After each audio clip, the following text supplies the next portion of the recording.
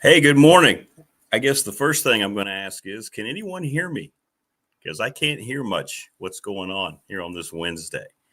So let me know. I can hear myself, but let me know if you can hear me in the chat room. We've had all sorts of issues with the StreamYard mechanism.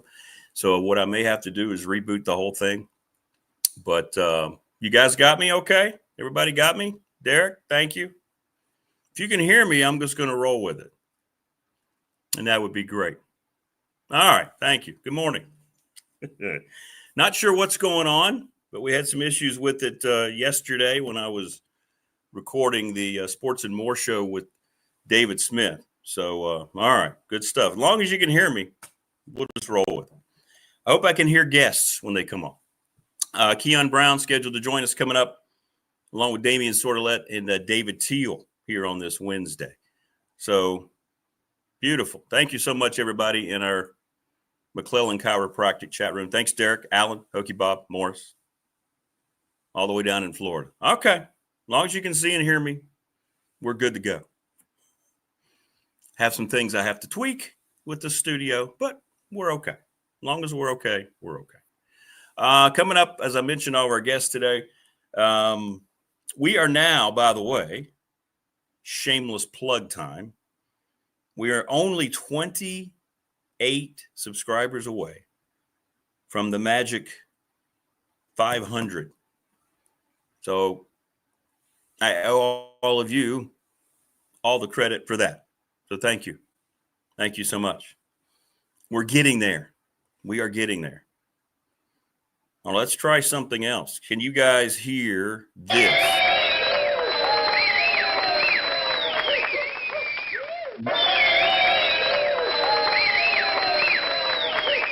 If you can hear the crowd, let me know. As long as you can hear stuff, I can get through today before I get into the yeah. If you can hear the crowd cheering, let me know. Or if you can hear this drum beat, let me know. No? Hit me up in the McClellan Chiropractic chat room if you can hear all that stuff.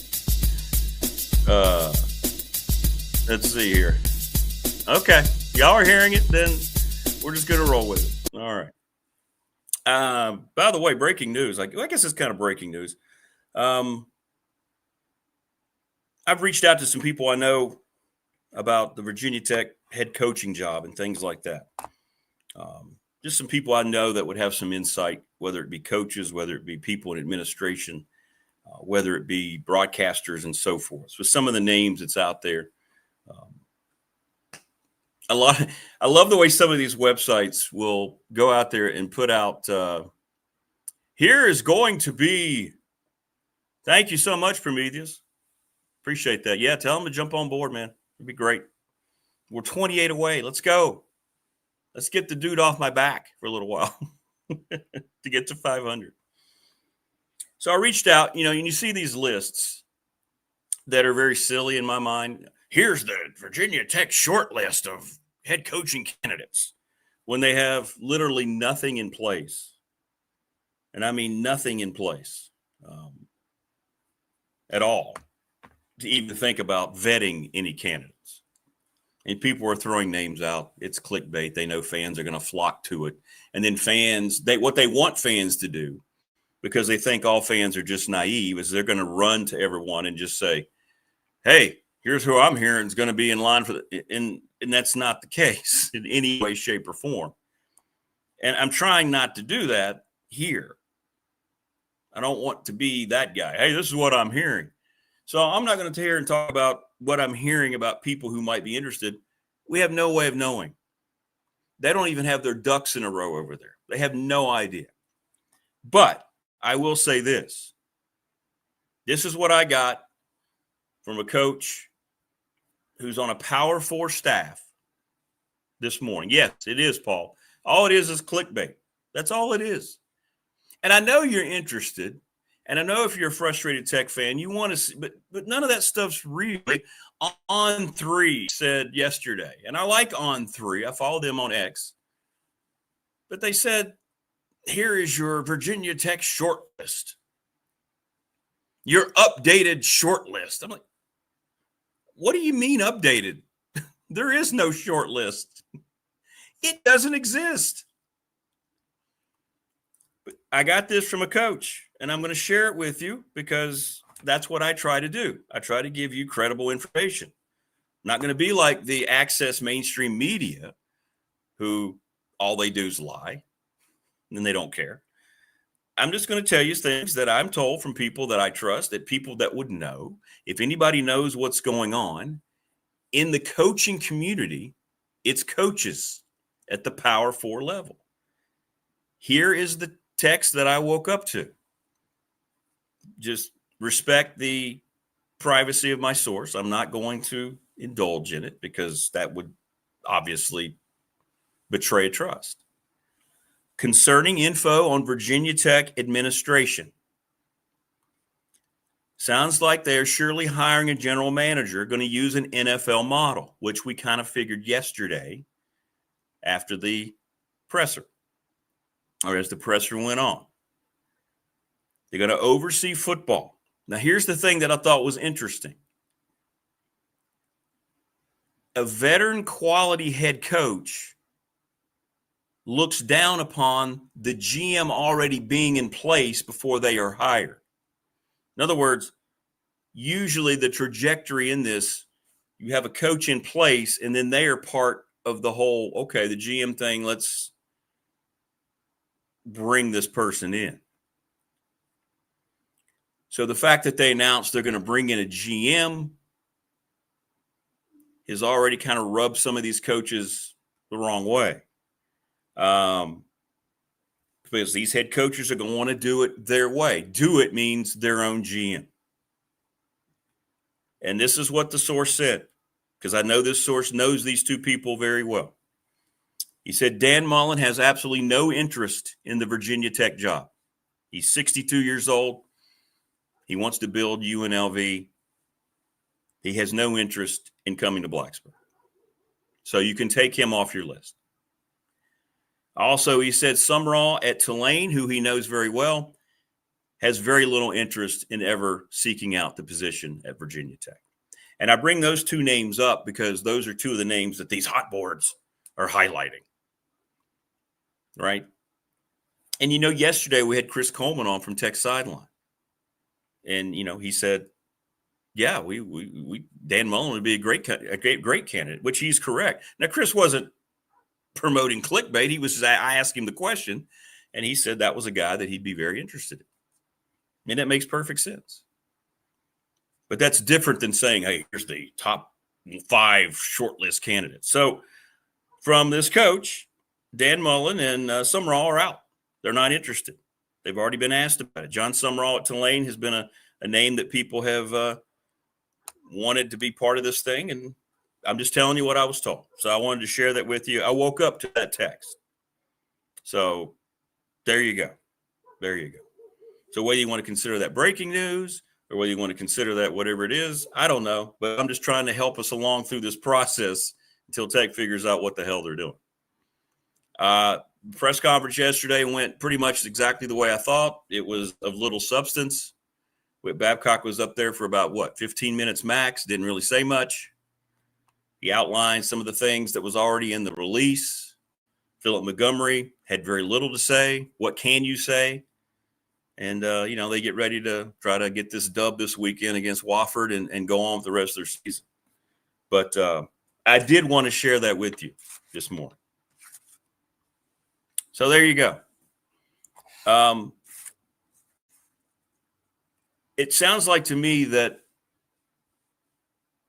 the way they've initially laid this thing out is the poorest plan you could have to try to find that next head coach that you think is going to bring you out of the mucky muck. So here you have from this source, Dan Mullen, all right, who everybody was immediately throwing out there, who's done this a long time, John Sumrall down at Tulane, seeing this whole committee approach going, nah. It's a turnoff. Nobody wants to come and work for 5 bosses. Remember in Office Space when Peter is meeting with the Bobs? Remember that? And I'll tell you another thing, Bob. Right now, I report to 8 bosses. Excuse me? Yeah, 8 bosses. So that means when I mess up, I have to hear about it from 8 different people.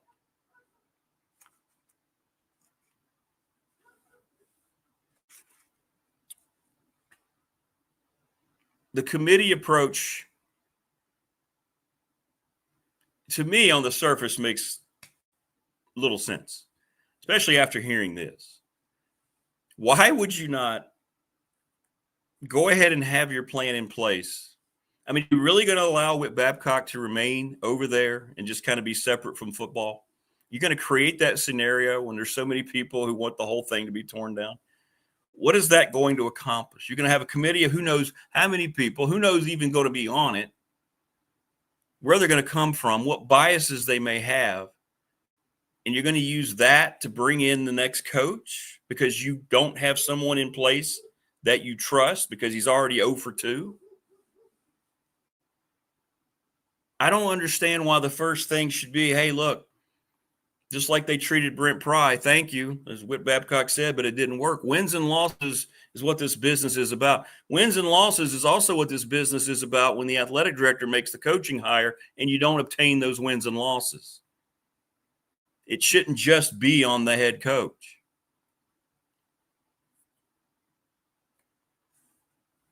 And I thought this was very interesting. This is Power 4 coaches who are in communication all the time. Many of them share agents. That's the case here. I'll just tell you that. Sharing agents, that's where you get your information about what's going on in the head coaching potential and candidates. Not going to get it from the damn media. Don't fall for any of it. Nobody who's trying to claim they have an inside source about who might be interested, who they might be approaching in the media. And I consider this media because I will never do it. They don't know. You know where the info comes trickling out? Through the agents. How do these other coaches hear about it? They share the same agents. They are the ones contacted. They are the ones that are making calls. They are the ones trying to dig for information that probably Virginia Tech's not capable of giving out right now, which is, hey, we don't really know yet what it's going to look like. So don't fall for any list that's claiming, hey, this is what I'm hearing. This is what I'm hearing around the Virginia Tech job. Because you're not. They're not. There is no hearing. They're trying to put the pieces in order this week just to go play a game on Saturday and honor the veterans and the Corps and do that the right way. I agree, Prameeth. Morris, Whit Babcock did look beleaguered yesterday. Had very little to say. I think people went into it expecting there to be some kind of announcement. That was never going to happen. And I agree with Prometheus. You need one person to lead the department. And you can't be an AD at a Power 4 football school and be taken out of the football equation and then be considered to be that leader of the department.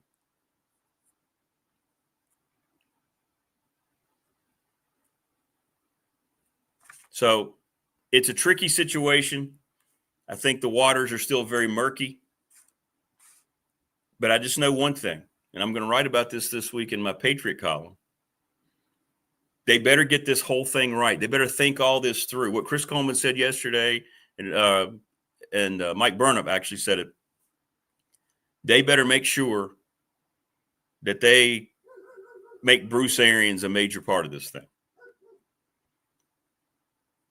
Because I think Bruce Arians can reach out to these coaches that might be eventually interested and do a lot more feeling out and explaining the process than anybody they're going to appoint in a committee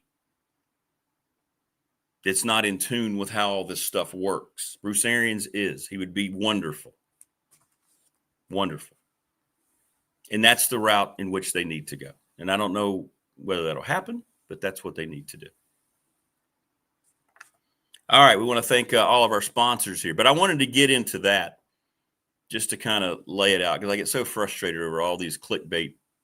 Here's the short list. Who wants the job? Nobody's talking about it. We're 3 games into the season. Tulane's off to a good start. Now we know he's not interested. Summerall's not interested. Dan Mullen's not interested. So now you can pick up your lists and just disregard all the ones you may have bookmarked with those 2 names on it. Family Fencing. They have a no-dig installation system, no holes, no mess, no damage, locally owned. They have finance options available. Get a free quote today. Call Family Fencing at 540-200-8294. Go see Jason Green and the gang there. Join us in our McClellan Chiropractic chat room. Appreciate Mark Hunley, all the folks there. Awesome stuff. Updated equipment, you name it, they got it. Each and every day we're presented by Pulaski County Sports and Entertainment. Thank you so much for that. Jonathan Sweet, Tim Miller. We're going to be talking about the multiplex coming up. We're going to be talking to individuals that are planning for the near future and the future beyond the near future. Little River Heating and Air, 295 Radford Street in Christiansburg. Go see Charles and those folks today. Give them a call. Get on their schedule. They're the best. The attorney Ryan Pry, our BDST fan question of the week. Not clickbait, but it is about Virginia Tech's future coach. Who would you like to see? Who would you like to see be the head coach? It's realistic. We want to thank National Bank, member FDIC, the exclusive banking partner of the program. Been with them for 35 years. And Travis Williams and all the folks at Professional Door Incorporated right here, our BDST text line. They're the sponsors, 540-391-0788. 38 years in business, about 100 in Dublin, right across from New River Community College. We also have good news coming up. I had mentioned the first time we had Marty Smith and Coach Rags on that both gentlemen had indicated that they wanted to do this monthly. We have Marty set for next week. We're waiting to hear back from Coach Rags about which day is going to work for him. But right now, and I will update you as we go along, it looks like we're going to have Marty and Coach Ragsdale back on either the 24th or the 25th of next week. So you're looking at next Wednesday or next Thursday. Yeah, okay. So I will keep you posted on all that. Talked to Coach Ragsdale yesterday. In that voice that only he has still, which is awesome. He's got a doctor's appointment. He may have to have some minor little procedure done, so he's waiting to find out the timing. Nothing at all, dangerous or anything. But he was like, Rick, I really had a great time doing it. I had a great time with Marty, but I got to get this camera situation figured out. I said, Coach, we'll get you on. We'll try to do a training session. It was great. It was great. So that's the plan. We'll keep you updated, but that's working. We're working behind the scenes. Morris, you wouldn't have a second guess anything Bruce Arians said. Correct. I mean, who else is going to impart more wisdom right now? Who are you going to trust more? Anybody over there right now? Or a guy who generally has Virginia Tech's best interest at heart just because he loves the place. He doesn't need the money. He doesn't need the work. You heard what Burnip said yesterday. He's going to be doing some football highlight analysis, going to have a sweet gig. Not about money for him. He wants Virginia Tech to be back. He loves this place. He's got to be the guy you jump to. He's got to be.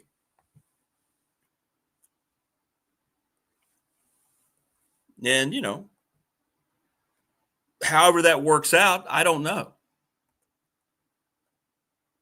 But the one thing I do know is that wasn't very impressed with how things went yesterday at the presser. Just, it felt very vanilla. I guess it had to be.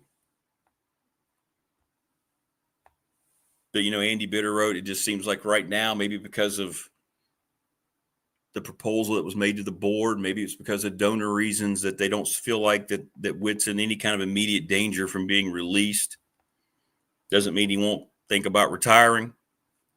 I don't know how that's going to play out. I don't know how you even think about making that work. Seems like you're going ahead and immediately creating another mess and just a kind of a cluttered up situation, to me anyway. Like, does that make sense to you at all? That 2 head coaches have now been fired, yet the guy who hired those coaches would still remain in place as the AD, but yet have nothing to do with football. The GM is going to be involved in football. A committee is going to hire the coach. So you bring the coach in. Who the hell does he report to? And how's he ever going to feel like this program is his? I'm not against the GM because it's happening now at other places. But the head coach has been part of the whole process that's already there in most cases. I'm sure there's probably unique cases where guys are just so happy to get jobs. They're not worried about all that other stuff. But I'm just telling you right here that John Sumrall and Dan Mullen aren't interested in any of that. I'm going to trust a guy that's coaching at the highest level of college football over some media website trying to say, hey, this is what I'm hearing. You're not hearing a damn thing. One thing, and you can criticize this program, you can put us on a meter of, introspection. The one thing I will never do, ever, is come on here in any way and pretend I know something I don't. That is the BDST guarantee to you. I can't stand that. It's disgusting what media has become. I will never come on and go, hey, I got some news just to try to get, no, but I'm sharing this with you because I feel like I can. Now, does it mean things can't change going forward in circumstances? No, but right now, as of this morning, September 17th, that's the information I have on Dan Mullen and John Sumrall. So you can take it to heart, you can ignore it, whatever. It's your decision, but I'm just telling you that's what I have been privy to overnight. I love it when you wake up, by the way, and you have those kind of things on your phone. I love that. Does Tech hire before the end of the season? Chris, that's a really good question.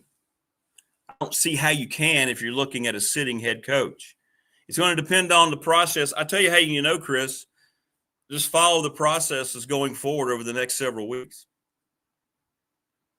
Like, I think just reading between the lines yesterday with Burnett, I believe that Bruce Arians has already been approached.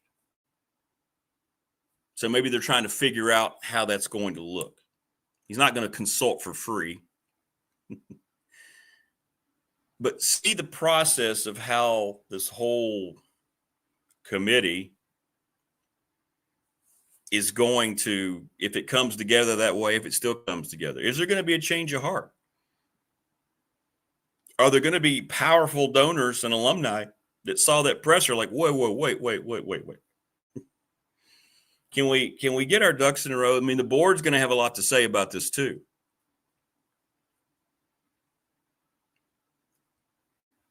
But go back to what Chris Coleman said yesterday. The group of people that never get considered in any of this is the fans, and they are the customer. And they're going to revolt if things stay in place the way they are, and you just happen to add a committee for football.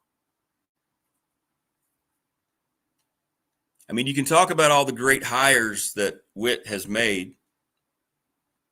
Baseball had a great season, one great season. It hasn't followed it up. Softball had a few great seasons under Pete DeMore, but it hasn't followed up the last several years. Men's basketball has kind of been treading water, maybe this year.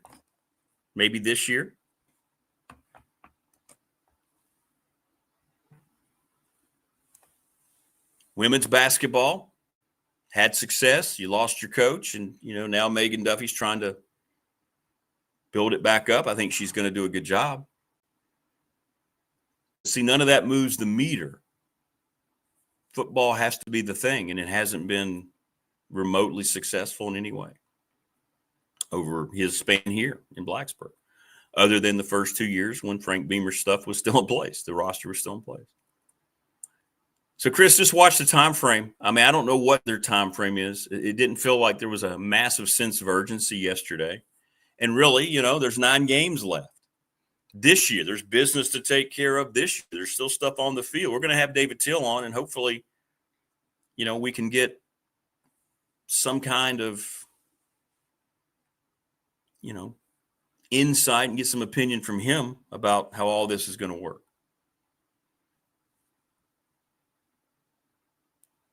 But as of right now, I wouldn't know what the time frame would look like. And I think that's why they have to talk to people that would know how this thing could be structured. Bruce Arians would understand how all this needs to come together, a guy like that. I mean, he's done it at the collegiate level. He's done it in the NFL level. He talks to all these high-ranking officials and NFL front offices at these universities. I mean, he's welcome anywhere. He has that much respect in the industry. Prometheus says, how can all these guys be so detached from what the fans want? There you go. There's a big disconnect. There's a massive disconnect. And there's a constant taking for granted of Tech fans. This fan base is wonderful. And you get taken for granted all the time. That's just the way it is. It's not good, but that's just the way it is.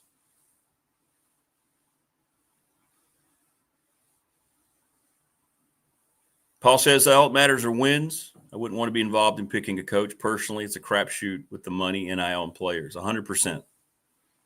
More so now than ever. And Chris reiterated it yesterday, Chris Coleman, all this worry about state recruits and high school recruits. I've been telling you for years, it's going to fade away. It doesn't matter. Tech has money. They'll have NIL money. You have to evaluate the market, and you have to bring in guys, and that's something Brent Pry did not do well overall. He got a few right. No question about it. But for every Jalen Lane and Bashal Tootin, APR was kind of an obvious guy, right? He was down at Florida. You have what has kind of happened the last couple of years that they've went out and tried to spend more money. Offensive line being the one part that has really not panned out very well at all.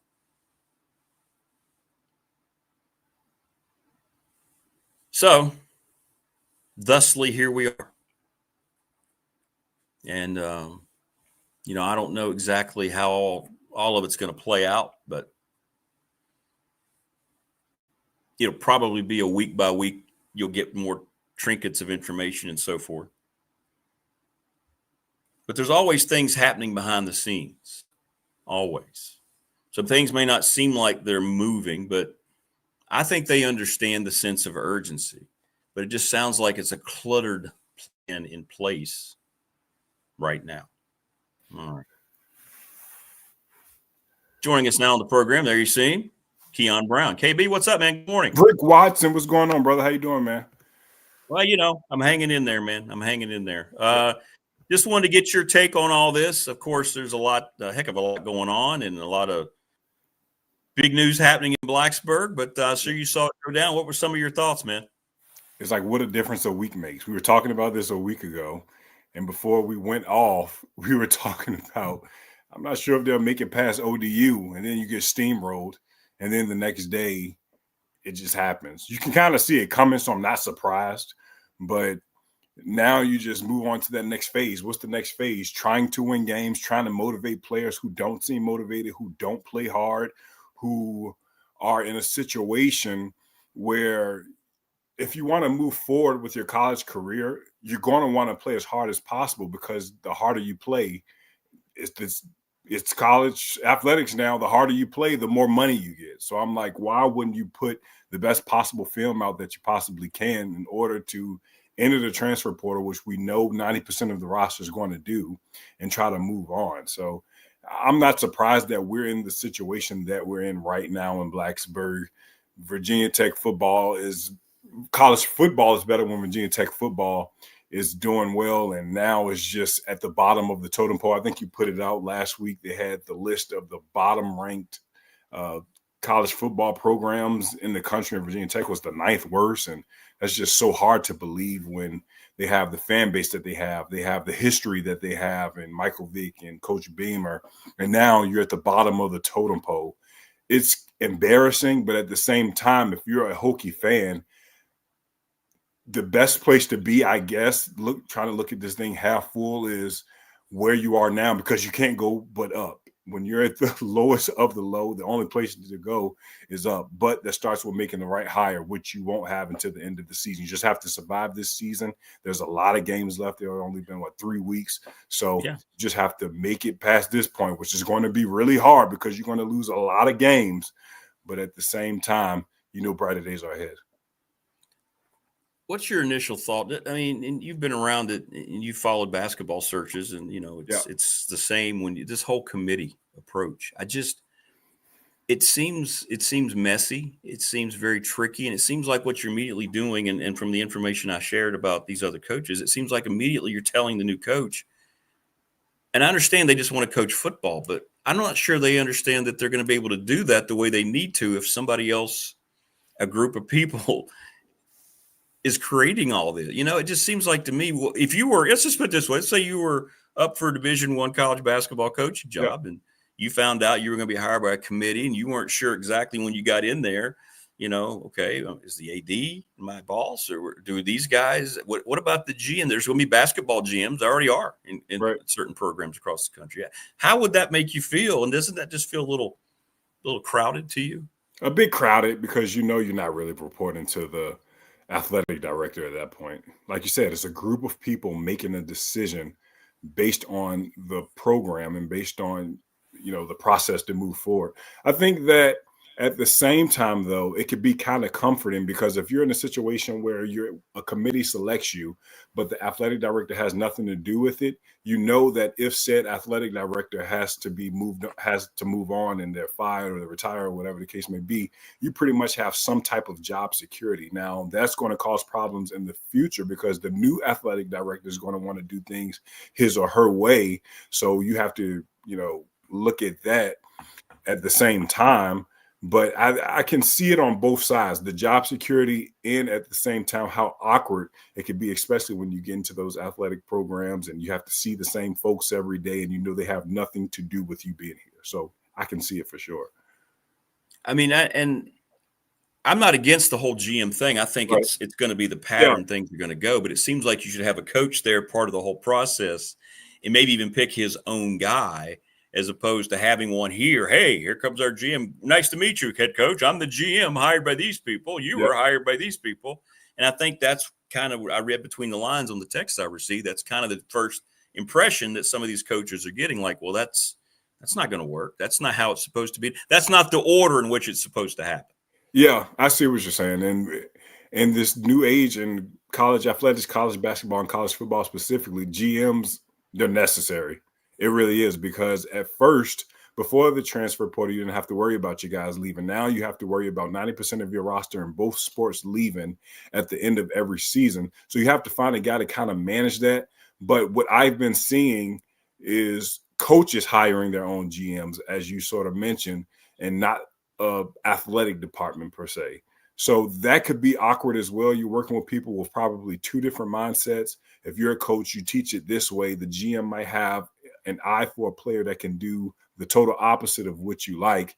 It's tricky right now in college athletics. The best case scenario is that you hire a coach and you let him take over the reins of the program and say, do it your way, but we need to win. Hire your GM, hire your defensive coordinator, hire your offensive coordinator.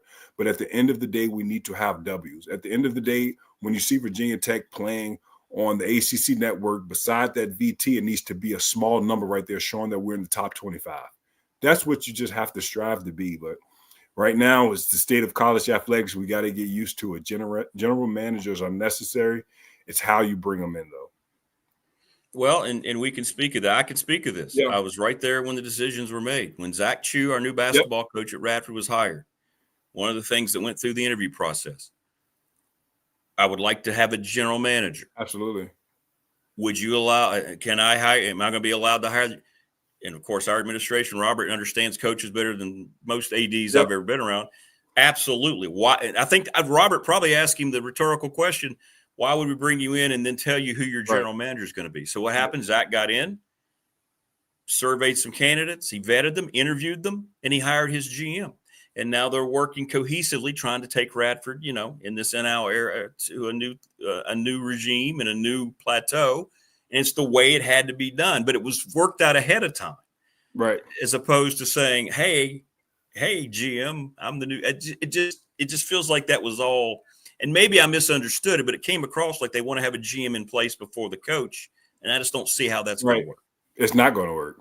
It's just not. I just don't see in what world is it going to work.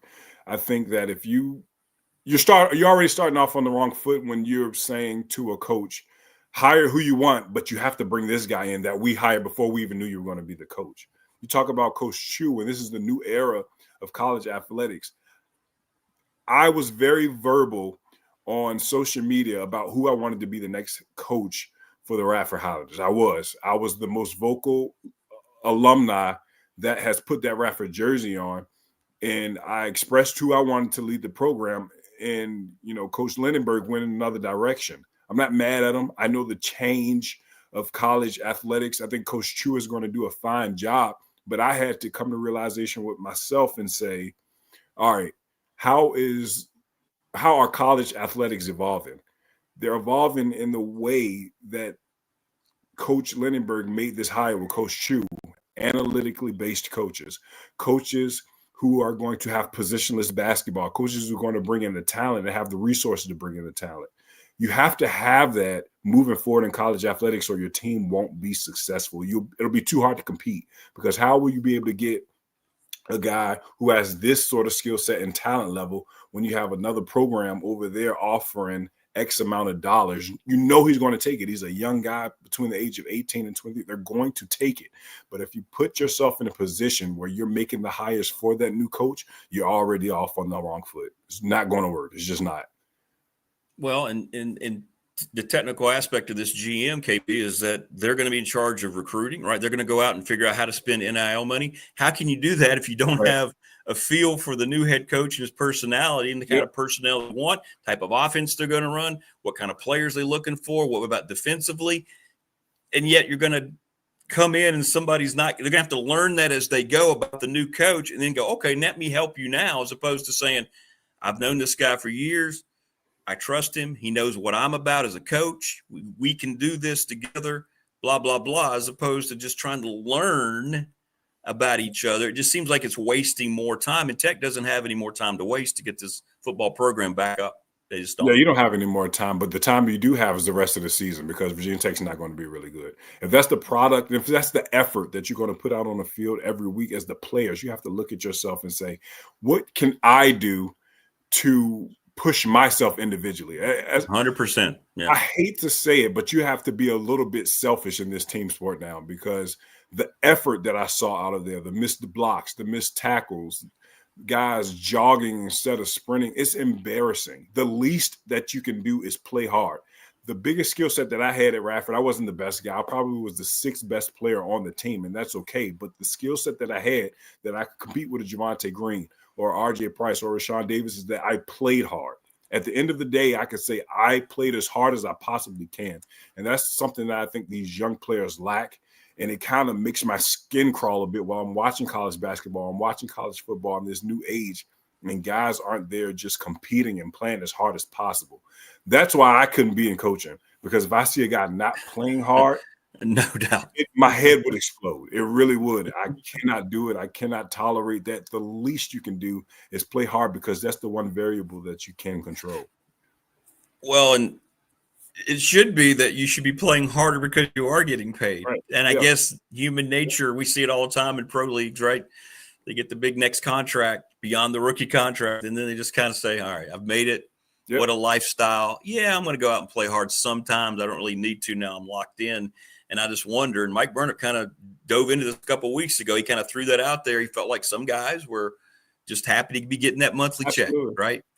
So it happens. And I think you can look at that as human nature, because if I was to put it to the NBA, you see a LeBron, a Steph, KD, no matter what you think of those guys are on their fourth and fifth max contract in the league, meaning they remain hungry. They remain in the situation where they want to perfect their craft, where you see other guys like DeAndre Ayton, who was drafted 15 years after LeBron was in the league, and now he's getting bought out and he's on minimum contract. That just shows you, I guess, this could be human nature, but I guess coming from where I'm from, it's just not tolerable to do that. I guess it's just the day and age of these new young guys. I don't know. Yeah. And and we're talking to Kion Brown, ladies and gentlemen. It's not like he's that far removed from college. Right. He's still a very young man, but he follows it as closely as anybody I know. So we're not. A lot of times people say, "Well, you're just from a generation." Talk about me, because in my era, my age, you're just from the old school. And yeah, that's true. I am, but I understand the way things are flowing. My eyes aren't closed. But just what you just said, as a guy who played, you didn't make money, but you went out there and you wanted to play hard. So you even see it for what it is. And I think that's where these Virginia Tech football players that have left the program over the last 10 years, the ones Dwight Vick talked about 20 years ago, they kind of feel like you do, what you're saying. They see it and they're not happy with it. And that whole vibe has to change. And I think the only way you can do that is to have the leadership in place to make people understand that, if you're going to be here and you're going to get paid, we have even a higher expectation for you.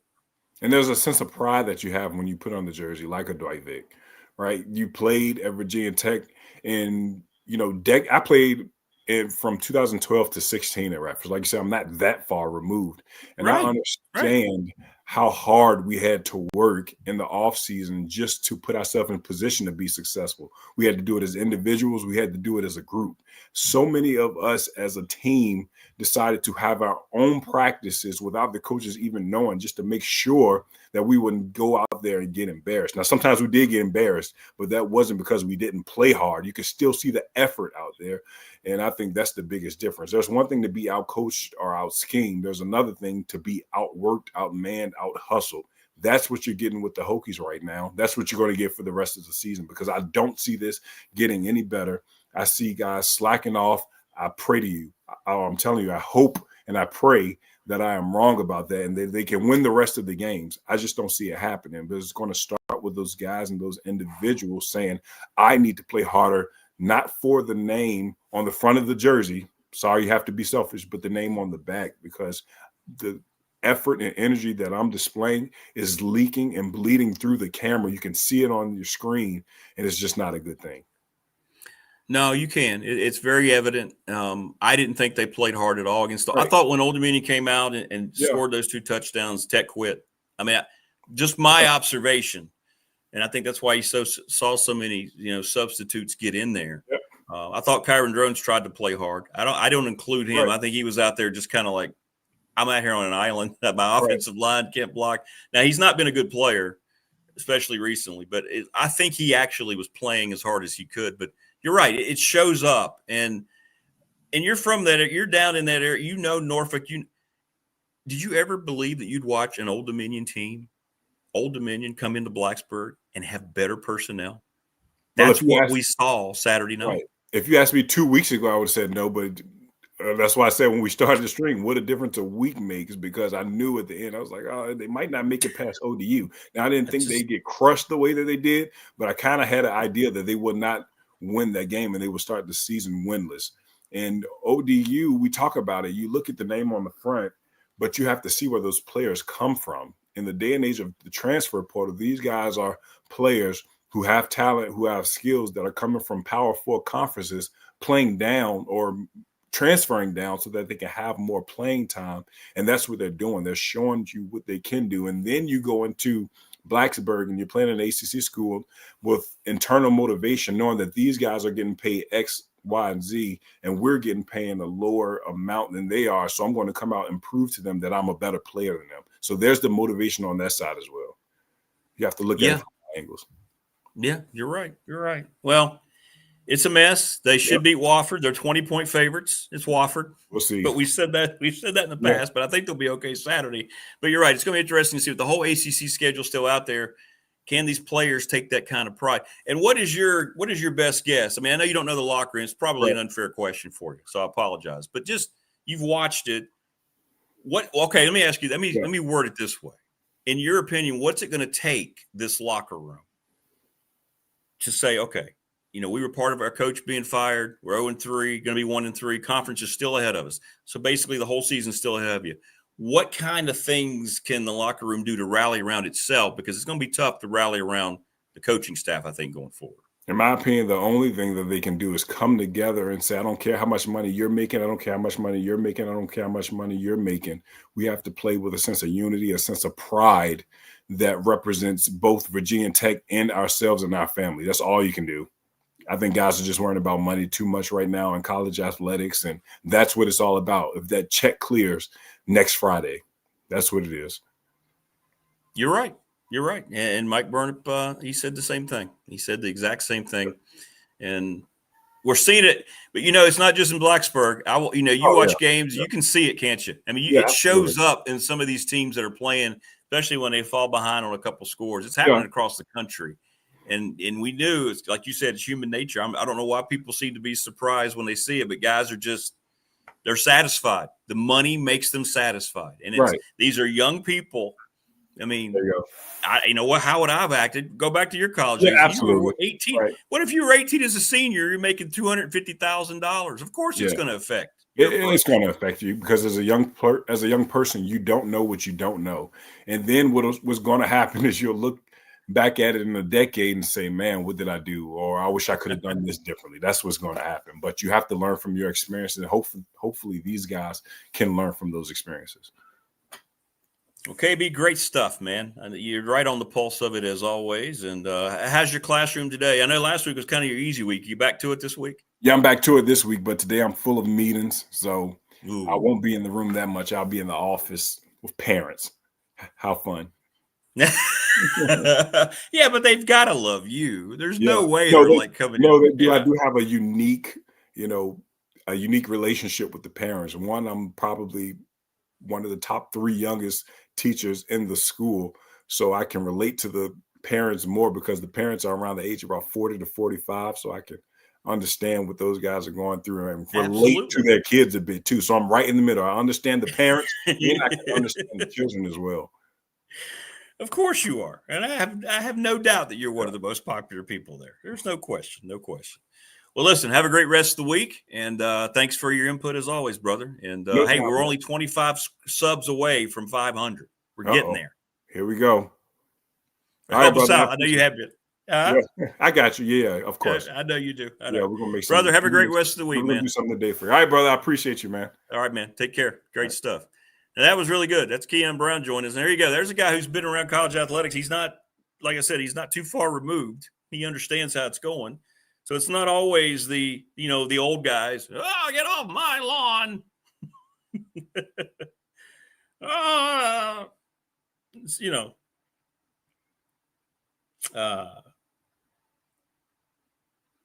So yeah, it's part of it. It's part of it. In case you missed it, I've had a lot of people hit me up on our Professional Door Incorporated text line. What did you say at the beginning of the show? Someone saying you had something at the beginning of the show. Yeah, here's what I have from a very prestigious Power 4 coaching person who shares an agent. Concerning information on Virginia Tech administration. I woke up to this. Sounds like definitely hiring a general manager to oversee football that will be in place. This will be very unappealing to a potential quality head coaching hire. Head coach is going to want to do it his way, i.e., head coach wants to be in place, then hire his GM, not have one appointed to him. Dan Mullen Pat Sumrall, not interested in the job at Virginia Tech.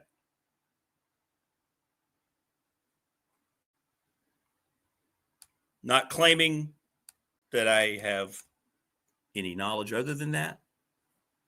There you go. Don't fall for any of these idiotic sites trying to tell you they have knowledge. Nobody in the media knows what's going on with the Tech coaching search. I'm going to trust this source who's around power college football. If you're around college basketball, and I interview coaches all the time as the voice of the Highlanders, and I know all these coaches, and every time I interview them, we have side conversations, and they say, what the most fun part of being a coach at any level, especially at this level, is the fraternity. He goes, we know what's going on at this place and that place and that place before anybody, sometimes even in the own department, knows what's going on, because coaches share everything with one another because they're the same ilk. They're making the same sacrifices. They have the same vulnerabilities. In other words, they're from one another's world. In a sense, they're soulmates. And in this case, when you share the same agents, that's where the information comes about.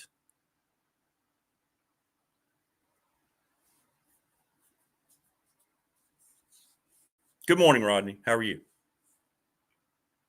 Hey, Reggie. Good morning. Hey, Randy. Good morning. All the folks in our McClellan Chiropractic chat. Folks, I want to thank you. We're getting there. We're now 25 subs away, 24 subs away from 500. Let's get there. Wouldn't it be great if we got there before the end of the show?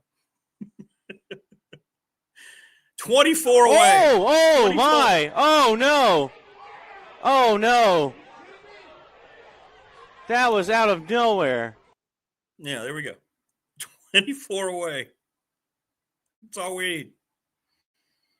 Let's do this. Thank you, by the way. Thank you. Damien Sordelett coming up. David Teel. Looking forward to both those conversations.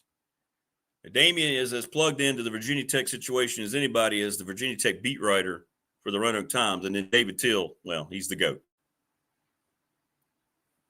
I will tell you this, Bill's fine with it. Bill's going to be back on with us next week. With so much going on as the voice of the program, he said, hey, Rick, is it okay if we just do this next week? 100%. 100%. 100%. I completely understand. If this was happening at Radford, I wouldn't want to be made available to have to navigate my way through. So Bill will be back next week. Good news again, next Wednesday or Thursday, Marty Smith is already good with either day. We're trying to get Coach Ragsdale. Now, this isn't about just his technical issues, but he has to go in for a minor medical procedure. It's nothing major, all right? He had no problem with me letting people know, but it may take up a morning that he wouldn't have. So it's either going to be next Wednesday or Thursday right now to have the second edition of Marty and Rags here on the show. Next Wednesday or Thursday. And I'll let you know as we go along. Talked with Marty at length yesterday. Made me feel good. Marty said, I got more reaction from being on this show from people back home and around that area than I have for anything I've done at ESPN. I was like, yeah, thank you. Spread the word. Please like and subscribe. And so Marty really appreciates it, the respect they have for one another. And then talked to Coach Ragsdale yesterday. It was great. It was great. But again, it's not any kind of health scare, but he's got to maybe take care of something. And he's going to let me know. So that's great news. That's great news. Wayne on the McClellan Chiropractic chat line says, we all love Mike Vick and Shane, but let's put their – yeah, let's just end all – and I think most people have. Why anybody would think either one of those two scenarios would play out, I don't know. First of all, you don't want Michael Vick right now because he's coached 3 games. He's just getting used – he has no idea yet how to be a head coach. He's learning, and I think as long as he's dedicated to the process, he could be pretty good at it. But let's stop. Let's stop. Shane Beamer may have had some interest, never got any kind of reciprocal contact when it was up before Brent Pry was hired. He's at South Carolina. He's not coming back. You don't want that. That's where the mindset needs to end. It needs to be a clean break. We love it. We own it. It's going to set apart itself in college football history, the annals of this place forever. Frank Beamer, Bud Foster, Brian Steinspring, Brian Cavanaugh, or Coach Cavanaugh, all these folks. It'll forever be etched in stone. We need to get away from it now. And not in the manner in which when Witt and Fuente got here and were kind of arrogantly separating themselves. I don't mean that. You just listen to Dwight Vick, who's talking to all these former players, and it's what they want. It's what they want. Yeah, let's quit talking about Beamer ball. Correct, sad VT fan. That was an era. That's one of the reasons I think that everything is still stuck in mud. You keep going back. You can't go forward if you keep looking back over your shoulder. If you're walking on a road with a lot of potholes or jaggedy rocks, you're going to step in a pothole, you're going to roll your ankle because you keep looking back. Well, Beamer ball, let it go. Are you disrespecting it by moving forward another way? No.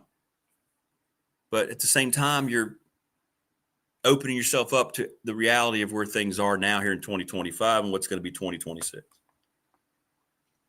Horrible news. Well, we know Galax is having some issues with personnel. We know that. Sorry to hear that, Rodney. So Galax has canceled their game this Friday against Radford High School. And I hate to hear that. I really do. I understand it. They didn't have a lot of kids out for their varsity to begin with, and they've had a lot of kids injured, and I understand it.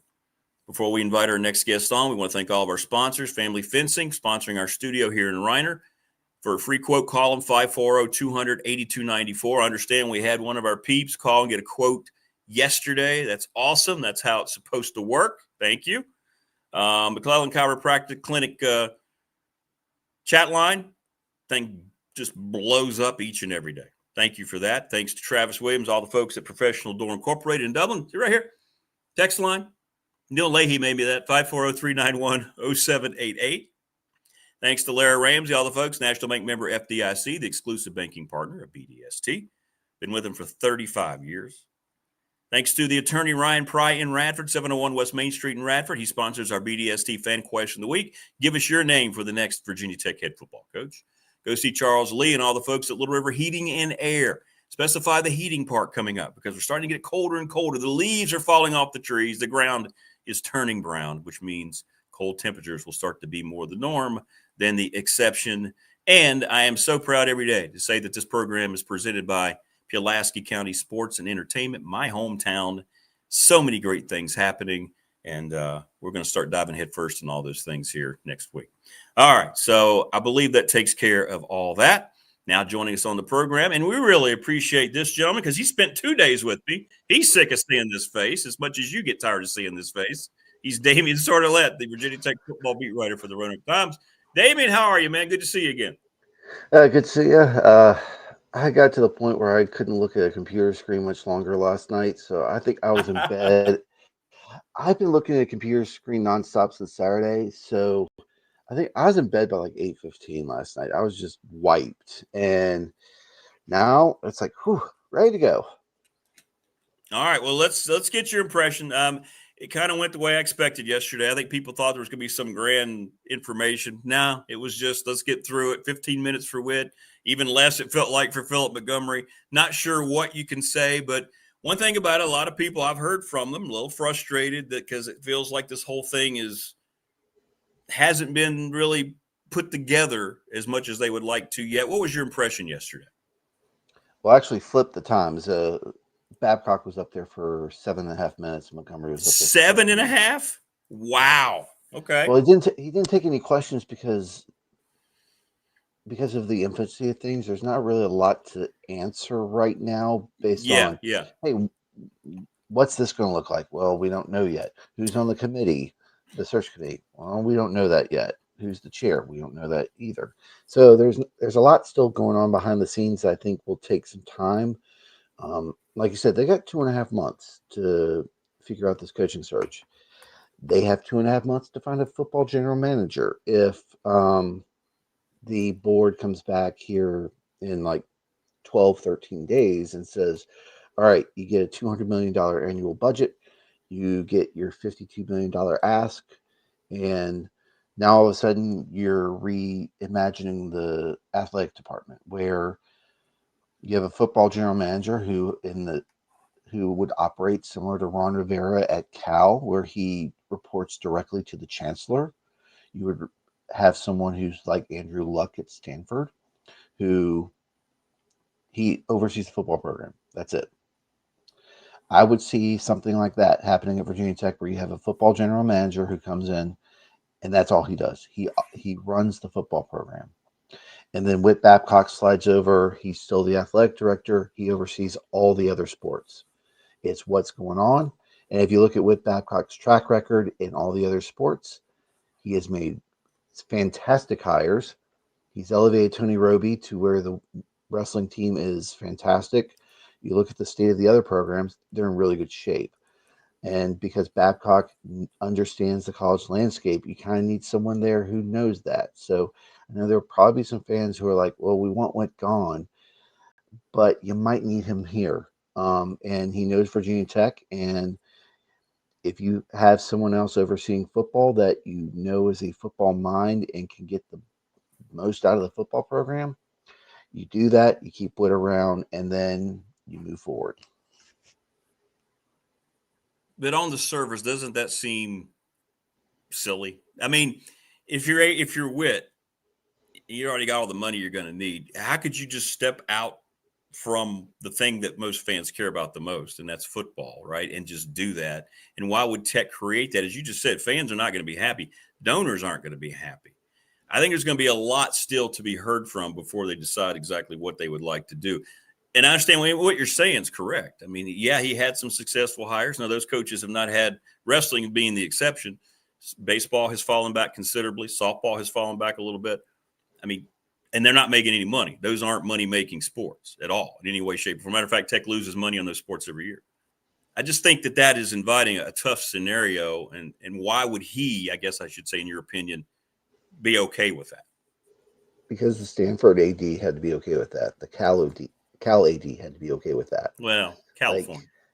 Right, but still, I mean, like, look at this. I believe, UNC brought in Bruce Lombard to be the football general manager, which means the AD there had to essentially step aside from football, and that was his baby. So it's happening in college sports. Babcock said he wants, like, he could imagine modernizing the athletic department where there's a professional organizational setup for football, which you go the NFL route, you have a general manager who has more power than the head coach. He's running the things. And then you have like a business model, a corporate business model for all the other sports. And that kind of falls into Whit Babcock's lap. The vibe I got yesterday, Babcock is not expecting to leave. I just don't see it. Now, something could change here within the next calendar month or two. Something could change, but the vibe I got is Whit's not ready to leave. I think he still feels like he has a lot to give to this athletic program, and maybe if he's not focused on football, maybe like the hires in the sports that actually make revenue work. I know the Sad VT fans comment in the chat, but I got a chance to talk with him briefly after the press conference, and he didn't sound deflated. He's like, he had his thinking cap on of, all right, how is this process going to work? What is, like, all this stuff? I mean, Whit's got a lot on his plate right now, especially with hoping that the board comes back with everything he asked for. So I don't think he's deflated. So, and to answer Wayne's question, a GM answers to the president or the board of visitors. That's probably what's the setup going to be for football. And the athletic director would report to the board and the president for all the other sports. That's how they're working in other schools, and I think that's going to be the process moving forward. Damien Sordelett joining us on the program. He is the Virginia Tech football beat writer for the Roanoke Times. He was at the presser yesterday. Does it make sense to you on the surface to have a GM in place before the head coach is hired? Yeah. Though, Luck wasn't in place when he got his job. And then, of course, he had to go and bring in Frank Wright as an interim coach. And Rivera did not inherited Wilcox. So I could say if you're the search committee and you get your guy before you bring in the general manager, that works. Or it could be a combo deal where you might bring in the football coach and then the GM is coming along with him afterwards. Yes. So yeah. That could be a very distinct possibility. So I don't know if that changes the candidate pool. Again, a resources standpoint, if Virginia Tech gets everything Whit Babcock asked for, and now you're looking at,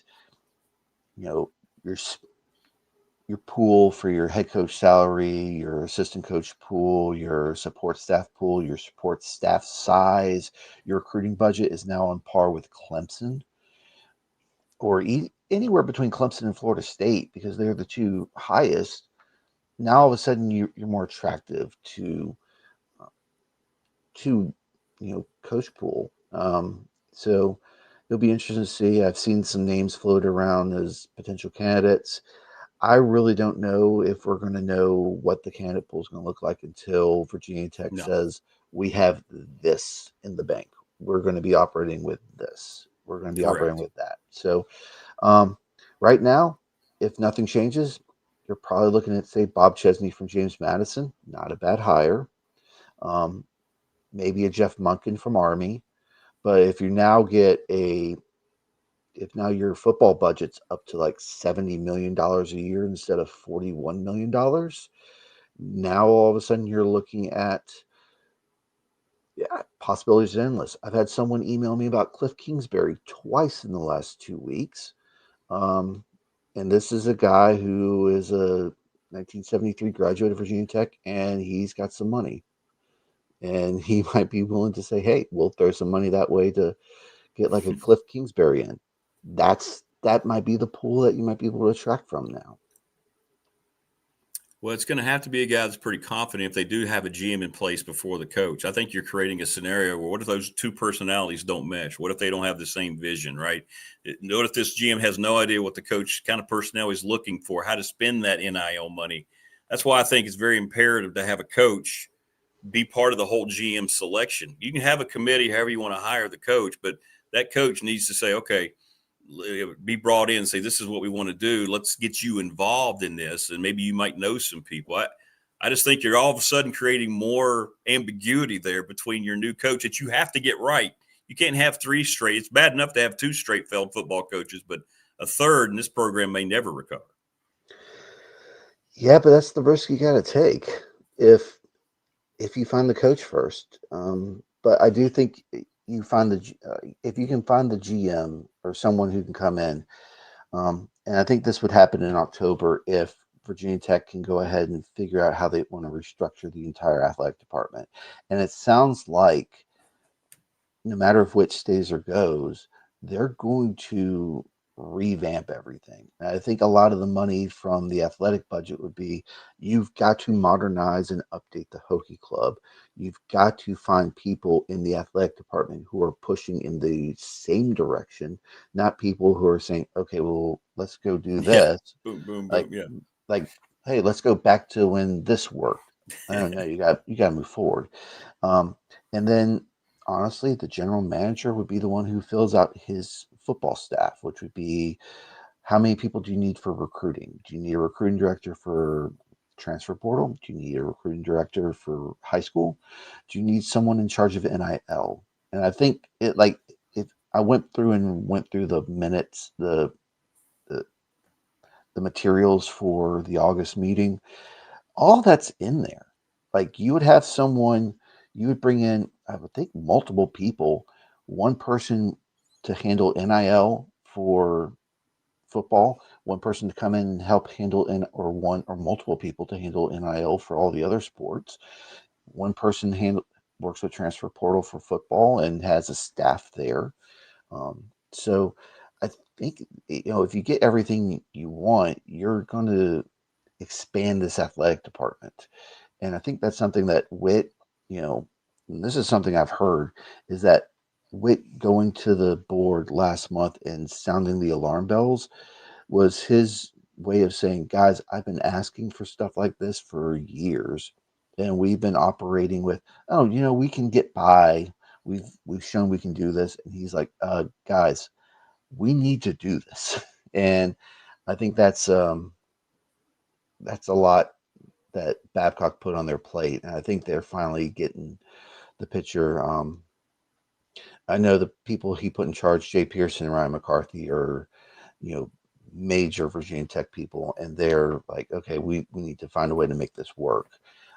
So that might include selling selling sponsorship on the field, like we've seen some other athletic programs do, find new ways to bring in revenue. They're not going the private equity group, from what I've been told. They have been, if you go back to past comments, they're like, there's no sense in doing that because you might be digging yourself a bigger hole if you go that route, and then all of a sudden the interest of trying to pay that back gets too much.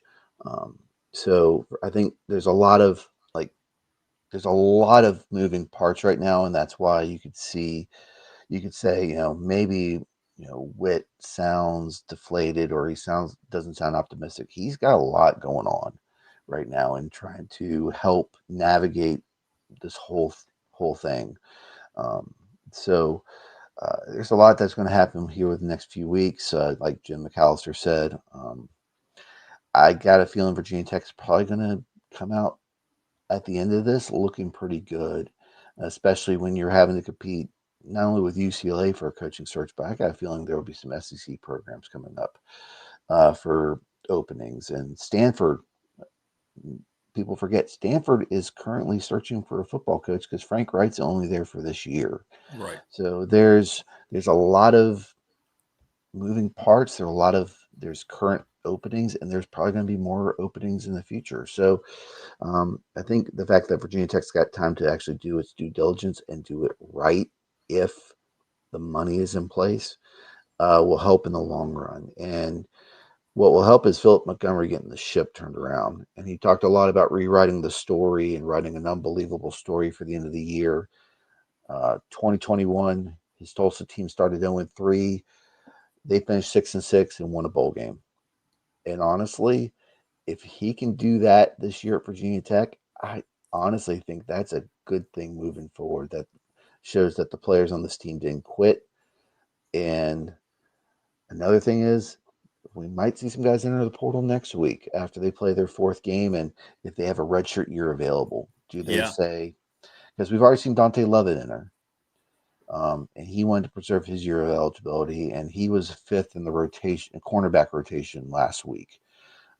What's it going to look like after Wofford? And how are they going to handle it? If those players are in the portal, do they stay and serve as scout team guys to provide some depth? Or are they just not part of the program, and all of a sudden you're having to piece together a scout team because you've had to move so many guys up to be part of the rotation? So there's a lot that's going to happen here within the next couple of weeks, just on the field and within the football program, that is probably going to be more of a talking point than what's going on in a couple of weeks with the Board of Visitors meeting. So there's a lot going on, a lot to digest, and certainly be interesting to see how things play out. Well, that's the thing. You're still 9 games left. You got a game to cover Saturday. We've everything's kind of gotten, corroded to the point to where the game's forgotten about. I mean, Tech 20-point favorites are expected to take care of business, and it will be interesting to see. And I wanted to ask you what kind of things you expected. I know Phil Montgomery, you don't expect the offense to change. Why would it? He's still going to be calling it. So I don't know why people thought that. But it's going to be interesting to see how the defense reacts and just how coaches kind of, shift into these new, the new situations surrounding their roles. And, we'll see, like you said, we're going to know immediately against a team like Wofford how this team comes in and if they're still bought in as players. And that's a great point you made, because I'd heard that as well. I hear there's going to be a lot of movement after the game into the portal. So this thing's going to look maybe a whole lot differently roster-wise heading into NC State the following week. Yeah, and Montgomery's changing things up at practice. It sounds like the practice schedule that Pry had is one that Montgomery wasn't a fan of or wants to tweak. So they're going to be doing things in the style that Montgomery did at Tulsa. And Tulsa is one of the toughest places to win at, and Montgomery was able to at least win there. So yeah, he's changing things up. That might be for the better. Say, hey, we're going to start inching away from Pry and how he ran things, and then just move forward with a new style, kind of get you back into a new rhythm. Not the same old that you've been going through the last couple of years. That might be a good thing. And Montgomery brought this up. He's like, for anyone after something happens, whether you're a player, you're a coach, whether you're in a different type of job, getting back into your routine is something that helps. It helps you move on, helps you kind of process things better. And so getting the players back on the field yesterday for practice and getting them back into game week, I think it's going to be a good thing for them moving forward. And we'll just have to see what happens Saturday. Wofford's averaging less than 200 yards of offense a game. They're not good, but they've lost their 3 games by combined 6 points, 5 6 points. Yeah. They've played competitively, and granted, they're playing Richmond and Mercer and another FCS team. But South Carolina State, I think, who played South Carolina pretty well, Yep. So Yeah, I agree. So I mean, Virginia Tech should win this one, and honestly, I said Virginia Tech should have beaten Old EU, and honestly said Virginia Tech should have beaten Vanderbilt. We saw how that happened. But hopefully with the new voice, things get going in the right direction. And we'll see how that goes. And we're going to have plenty to talk about over these next few weeks. So, yes, we will. Yes, we will. Yeah, there will be no shortage of things to talk about, especially with how everything plays out in the field, how everything plays out in front of a Board of Visitors meeting and all that stuff. So it'll be interesting to see how things play out, what the athletic department is going to look like, or what Babcock's role is going to be there if he has a role, and especially what this football search is going to look like. Does Philip Montgomery, is he auditioning for a job?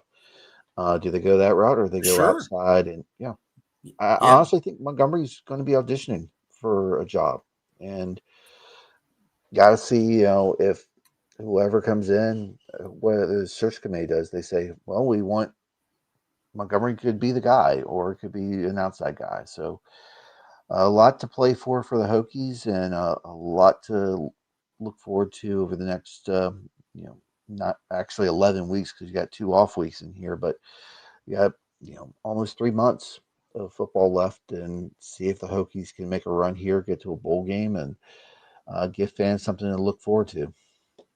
Yeah, that's the crazy part of all this, that there's still 9 games left. I think that's kind of gotten lost in the shuffle, but it is the reality. So, well, I hope you can start getting some rest soon, my friend. Yeah, I should be able to. I should be able to get. The fact that we were just, Andy Bitter and I were just talking yesterday, like, man, you're just kind of gearing up for Pry being gone, and then it happened, and then you get it done and over with, and now it kind of get back to a semblance of a normal week where you can kind of, like, it's not like full pedal to the metal, keep looking at your phone or your laptop screen and trying to keep up with what's going on. Now it's like, okay, take a breathe. Now it's time to take a breather, because it's going to be a long, drawn out process. And I have a feeling there will be a lot of names thrown out there. Agents will be letting Pete Thamel and Pete Nakos and all those guys know, oh, my guy's involved in the search. And then, they put it out there, and it's like, are they really involved in the search, or is it they just trying to get some momentum for their clients for other jobs? That's So, exactly what they're doing. Yeah. Yep. So we'll see what happens. Hopefully we know who's on the committee and who's chairing the committee here soon. So that way you can have an idea of go find their backgrounds and see, okay, we know what they like. We know they're football guys. What's their background? What are they might be looking for? And that might help dictate, where we see a lot of where we might see what road they want to go down in terms of GM and coach. Well, it's going to be fascinating to follow, and you'll have the best coverage of it at the RT. Thanks a lot, DES, and I appreciate you joining us twice, man. I know it was important to have you on Monday after what had happened on Sunday, so thanks again for joining us, man. I hope it goes well for you this weekend. I know it won't be probably a very entertaining game, but we will see a lot of things, I think, and how things can kind of project moving forward with how that team performs on Saturday. So, and a noon start's even better. Prevents having a really late yes, night. You're happy with that. All right, brother. Have a great rest of the week. You can find all of Damien's stuff online on the Roanoke Times and also in the physical copy of the paper. So there you go. All right, man. Have a great week. See you, man. Take care. See you next week. All right, Damien Sordelett from the Roanoke Times joining us on the program. Hit us up in the McClellan Chiropractic chat room. Also hit us up on our Professional Door Incorporated text line, as many of you are. What I'm getting on the text line is a lot of anger. People don't like to hear that Whit is going to maybe stay, in the opinion. Let me just put it this way. Let's just think about it like this. Let's just use the NFL as the example here of my analogy, since this is, it was said yesterday, and I told you the text I got today from a Power 4 coach. The GM is based on an NFL model, and that's where it's coming from. So I think it's safe to utilize that as an example. How many scenarios across the NFL have you seen the hiring of the head coach and the GM not come in at the same time together and work? In other words, let's say you have to fire a head coach, and then you have a GM in place, and that's usually the way it goes. In other words, whenever you see, and it's usually kind of reversed in the NFL, let's say the owner wants to hire a coach, and then you hire a GM, but you're telling the GM, this is the guy you're going to hire. That GM usually doesn't stay at that job too long. In most cases, you don't see a lot of success in terms of working with that coach. So they have to be cohesive. Now, I guess it's possible. It's different in the NFL because GMs that are hired in the NFL already are around the business or around coaching staffs. It's a very close circle. So they already have people in mind that they would know and would vet and would talk to and have prior relationships with. If you bring in a committee, let's say at a place like Virginia Tech, you then hire a GM, you're not guaranteed that the person that you bring in that role is going to have any idea about the kind of coaches who might be interested in coming there.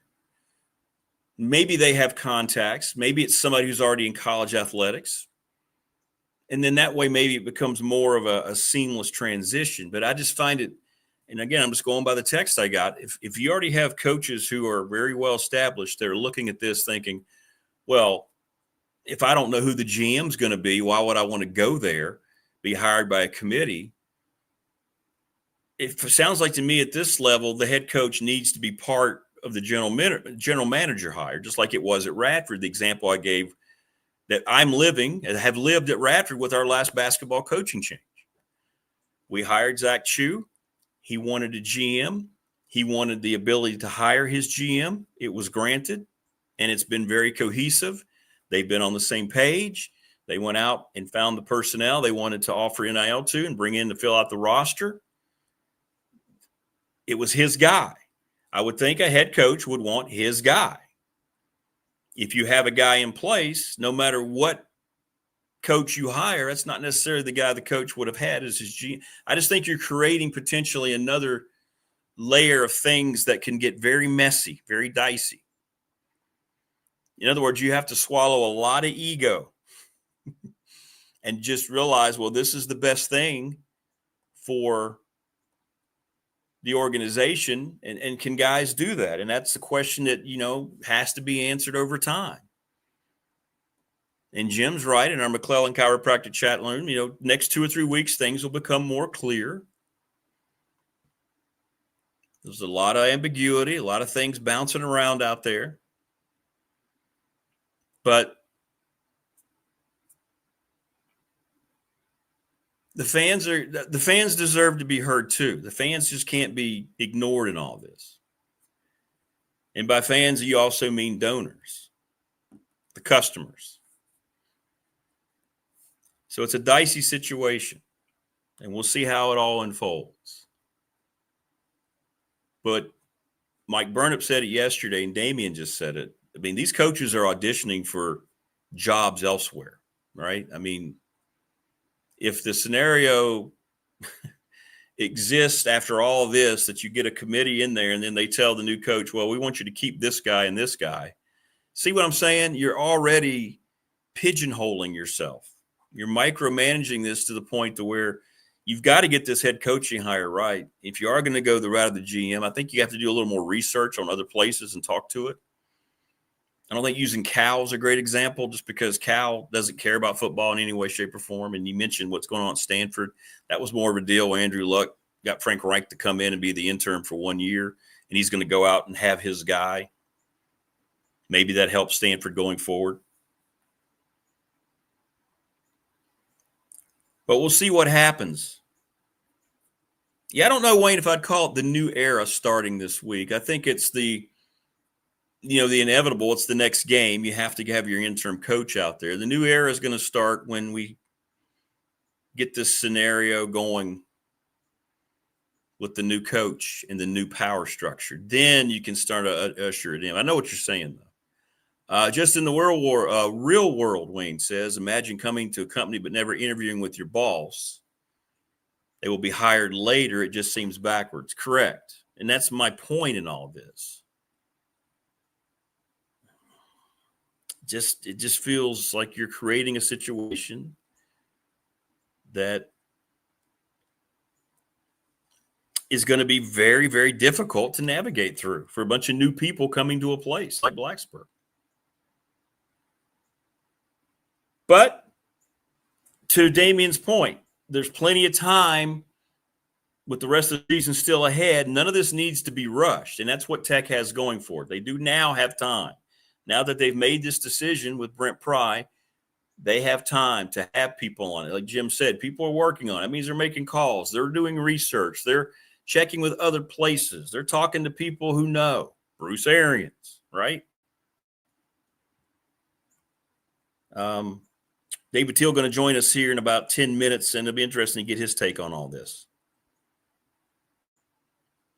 and see what he thinks and how this is going to look. And, he'll be able to cite some examples of the way Tech's approaching it and how it's kind of unveiled itself throughout college athletics. Wes says, do you think the Board of Visitors will give the full amount of money? Yeah, I think the Board of Visitors is going to come through, and I don't know if it'll be a full amount, Wes, but I think they're going to be very generous. I think they understand it. I think maybe all this has made it more of an emphasis. So, yeah, I think it's going to be a good news day for Tech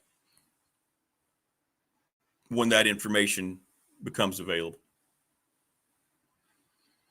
And that's what Damien's talking about, because you can have a lot more money, right? That'll make Tech more attractive naturally to find out, good. Now they're serious. And that will help draw some interest, especially from agents when they talk to their clients, whether they're high-octane assistants. But I agree with Chris, and Mike Burnip said it yesterday as well. It feels like it's going to be a candidate with head coaching experience. I don't know where that candidate's going to come from. Like I said, I'm not going to sit here and speculate because nothing is in place to start talking about head coaches. If you're going to go committee, there hasn't been one person named on the committee. It's a new era. You know, we're already entering in a new era of college athletics with the NIL and the revenue share, and with all of this. But now Tech is entering this new era of specifically football with the power structure on top of then having to deal with the normal issues of NIL money, how much you're going to spend, and things like that.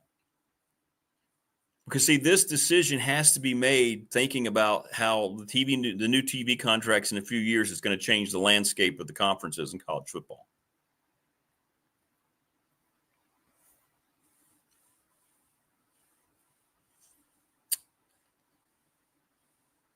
I don't know.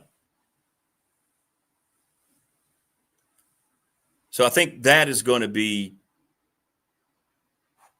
important.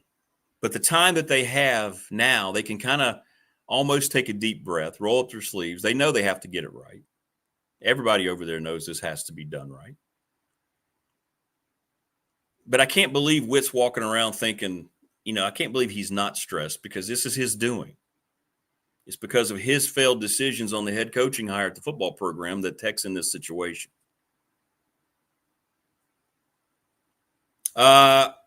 Ryan asked, does anyone, that's the attorney Ryan Price, sponsor of our BDST fan question of the week, does anyone on the board have an athletics background? I don't know. I don't know who makes up the Tech board of directors, board of visitors. It seems like they don't, and they want to keep Witt because they have relied on him for years. He's their crutch, and without him, they'd be more lost. The board didn't seem to know a lot about what was going on in athletics. And a lot of times that's the case at any school across the country.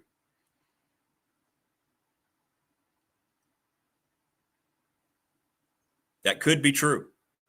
Could be true. So I don't know the specifics about the folks on there. But I think they're going to say yes on the ask. Yes.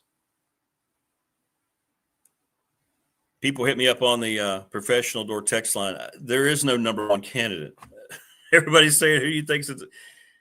I think what you're doing is you're falling into the clickbait sites that try to claim they have knowledge. Nobody in media has any clue. None. On3, ESPN, Pete Thamel, nobody has any idea. They're just coming up with names to get people to click so they make money. There's not a committee in place. There's no power structure that's even begun to be put in place to even think about any of this. Are agents floating stuff out there? Yes, because that's their job. It's nothing but noise. I gave you probably the best information about where things stand, at least with two names from a Power 4 coaching source who shares an agent. Dan Mullen, Pat Summerall, not interested for various reasons.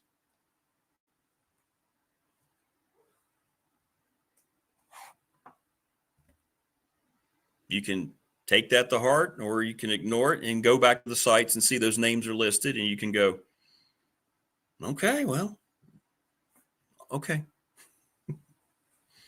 You can't put the cart before the horse. Correct. Which is why Tech will have no excuses if they don't get this right, because they have plenty of time to figure out exactly what they want. I think once the board comes forward with the money, it's going to happen. And then maybe that's why this whole thing, maybe that's why the whole appearance of, Witt being over there and everything going to be okay. Maybe that's why, right? Why would, maybe the board is fond of him, like Ryan talked about. And maybe him being there is imperative for now until they meet and come forward with their decision, right? It's all about playing the political game as well. Reggie, Giles versus Narrows tonight. Is that this week? Friday night. Best rivalry in local high school sports. Goes back to the old New River District days. 100%. It is. Now you're going to have people in different pockets of community say it's not the best rivalry, but you're right. It is it's one of the top two or three. It is bitter. It has been so well. If you read Jeremy Haymore's book, by the way, that whole rivalry is wonderful. Battle of Harrisburg. It's going to be fun. It's always a lot of fun. And in case you didn't hear the announcement, Marty Smith is already confirmed for next week, and Coach Rags has to have a procedure. So we're looking at next Wednesday or Thursday for the second edition of Marty and Rags here on BDST. And that is going to be a lot of fun. But we'll let you know which day it is. The Coach Ragsdale was, well, I got to make sure that when I get back on there, we're going to be able to get the camera to work. Can you help me? We're going to have to have some practice. Like it was great. It was great. Love that guy. As a coach, we'll get you. We'll do it. We'll do a test run several times to make sure. Paul says, I agree. A lot of speculation on what the plan will be. I'm happy they have 3 months to work on this. Correct. Not going to be any excuses if they don't come up with something that's going to make the fans placated a little bit and have something that makes a lot more sense than what it came across like yesterday. So, yes. And, you're trying to put all this together during game week. I didn't realize Witt was only on there 7 minutes. Wow. Didn't take any questions. So, again, it was going to be what it was. And we'll see what the team looks like. Interesting right there, a little nugget there from Damien. How about that? Philip Montgomery immediately changing the way practice is set up. Didn't like it. That's pretty telling. I speculated this because that's what you do. You get information and you speculate. Do you think maybe Brent Pry he knew you had to have 2 new coordinators. That was a no choice situation. He wasn't given the option. He had to get rid of Bowen and Mars. And I wonder if, looking back on it now, he was told you need to find a guy who had head coaching experience. Because see what's happened? And I told you all along. I told you on the live show Saturday night with Dwight. I felt like it was going to be Philip Montgomery named the intern for the rest of the year. He was a head coach. And then I didn't think he was brought on by accident. And here he is.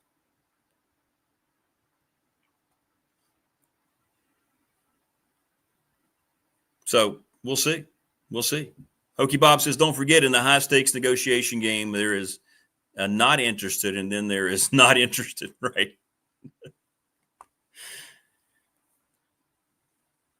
Uncertainty, I think, is probably being looked at by most situations, most scenarios. There's going to be a lot of curious folks keeping an eye on how it's going to play out and how the structure is going to be laid out. But I said this all along, and a lot of people were, when all this happened, a lot of people said, who would want to come to Blacksburg? I said, you're going to have dozens of people who would want this job. It is a very attractive job. I know it hasn't looked like it because the results have been really poor, and there's been bad hires back to back. But this job is, from a college football coaching circle, is a very attractive job. Not only will this new money make it even more attractive, but people appreciate the fan passion that this program has around it. You're a large part of it, those of you who support the program. I mean, a large part of it, without question. So it is a very attractive job. It was never going to be a problem if there would be enough people who would want to come. Now, how that list ends up looking for real when we start hearing about actual contact being made, I don't know. And I'm not going to sit here and pretend to know. I just shared with you the nugget that I got when I woke up this morning from the text message. That's all. Please like and subscribe. We're 23 away from 500. The folks here at YouTube are blown away by our watch times, our views for being on a month, the rewatch times. I thank you so much for that. We have knocked those metrics out of the ballpark. I can't thank you enough. I never thought this would happen, but a lot of times people aren't hitting the subscription part, and we're only 23 away from the first bits mark of 500. So let's try to hit that. Maybe we can hit that today. That'd be great. But thank you so much. I really mean that. That's why I came back to do this. I owe it all to you folks. And I came back also because getting a chance to talk to our next guest makes me very happy, because there's very few people I have more respect for than David Teel. And David Teel joins us now on the program. David, how are you? Good morning, my friend. Good morning, Rick. Well, I know you're probably a little, not rested as well. A lot going on in coverage here with Blacksburg, and some of your thoughts over the wild weekend. You had a great piece about what was going to go on, kind of some foreshadowing. But what did you think about the weekend, and then what you saw yesterday? Wow, there's a lot to unpack there. I know, yeah, What I saw Saturday night, Rick, was rock bottom for Virginia Tech. And that's no offense to Old Dominion, but a group of 5 team should not come into a Power Fours stadium and run them out. And that's what happened. And it was unacceptable. It was untenable. And Virginia Tech really had no choice. I know some people may say, why now? Why not now? Because number one, you know you're going to do it eventually. And if you don't do it now, you risk playing before an empty stadium for the remainder of the season. And I think by doing this, the administration with Babcock, Tim Sands, the board, because they all collaborated on this, they are telling fans, look, we hear you. We understand your frustration. We are doing something here.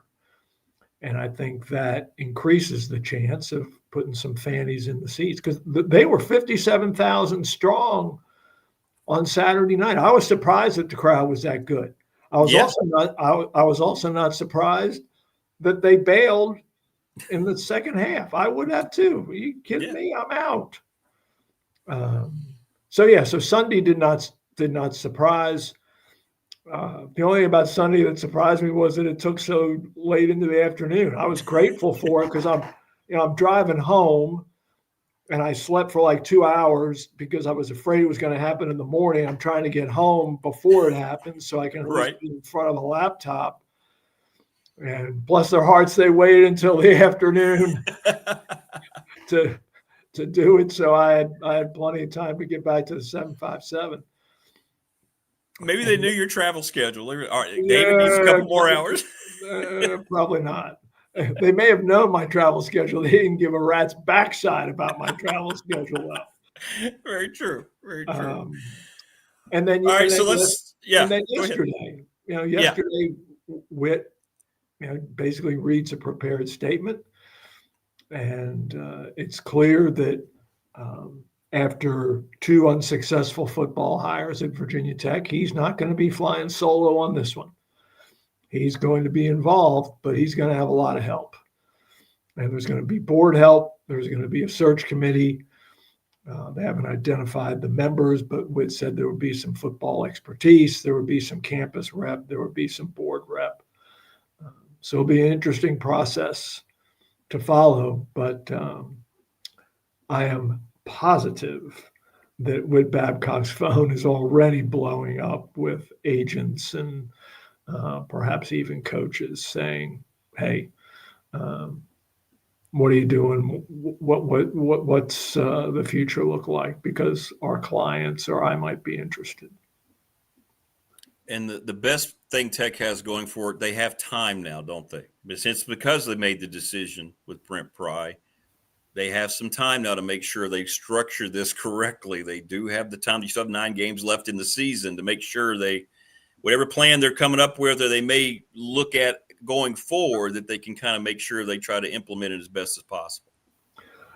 Rick, they do have time on that, on that front. Where they do not have time is the deadline for the board to, I don't know if release is the proper word, but to receive this report from Ryan McCarthy and Jay Pearson, the 2 board members tasked with crafting this economic outreach help for the athletic department plan.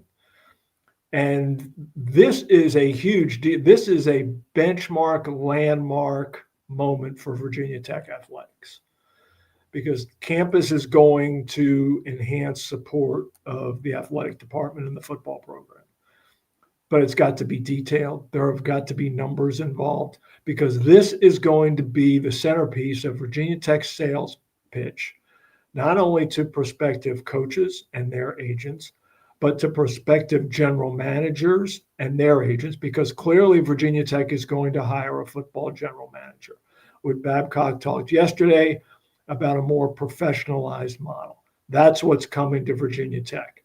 That's going to be part of this plan. And it's going to, the entirety of this plan is going to be a message to recruits and their agents.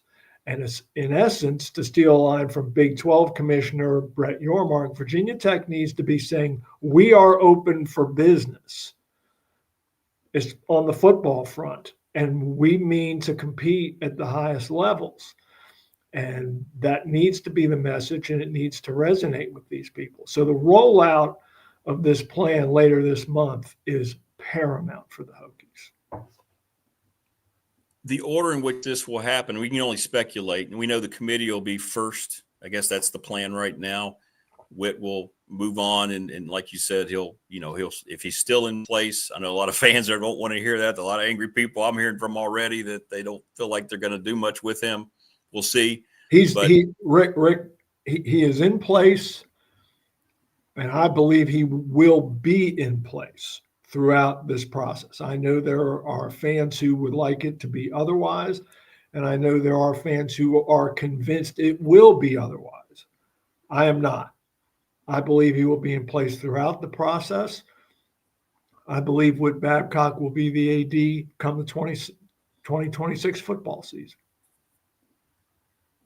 And we just don't know how that's going to look on the other side of it, do we? With the GM and all that, and with the Correct. coach, and how cohesive can that be if you hire? It's going to be interesting how they play through all that. Yes, the structure of the organizational structure of the athletic department is going to change drastically.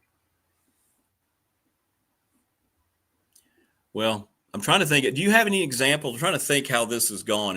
I know California has their situation. Stanford's a little different because Frank Reich agreed to come in as an interim for 1 year, and then they're going to rehire their staff and so forth. But with a coach coming in, if a GM's in place, that relationship can be a little dicey. Do you have the GM make sure he knows whoever you hire there has connection? It's going to be interesting to see which route they go with the kind of, credentials that those people have that for the GM position, to me anyway. Rick, I think ideally, now whether they can pull this off, I do not know. Ideally, the GM would be in place to assist with the search for the coach.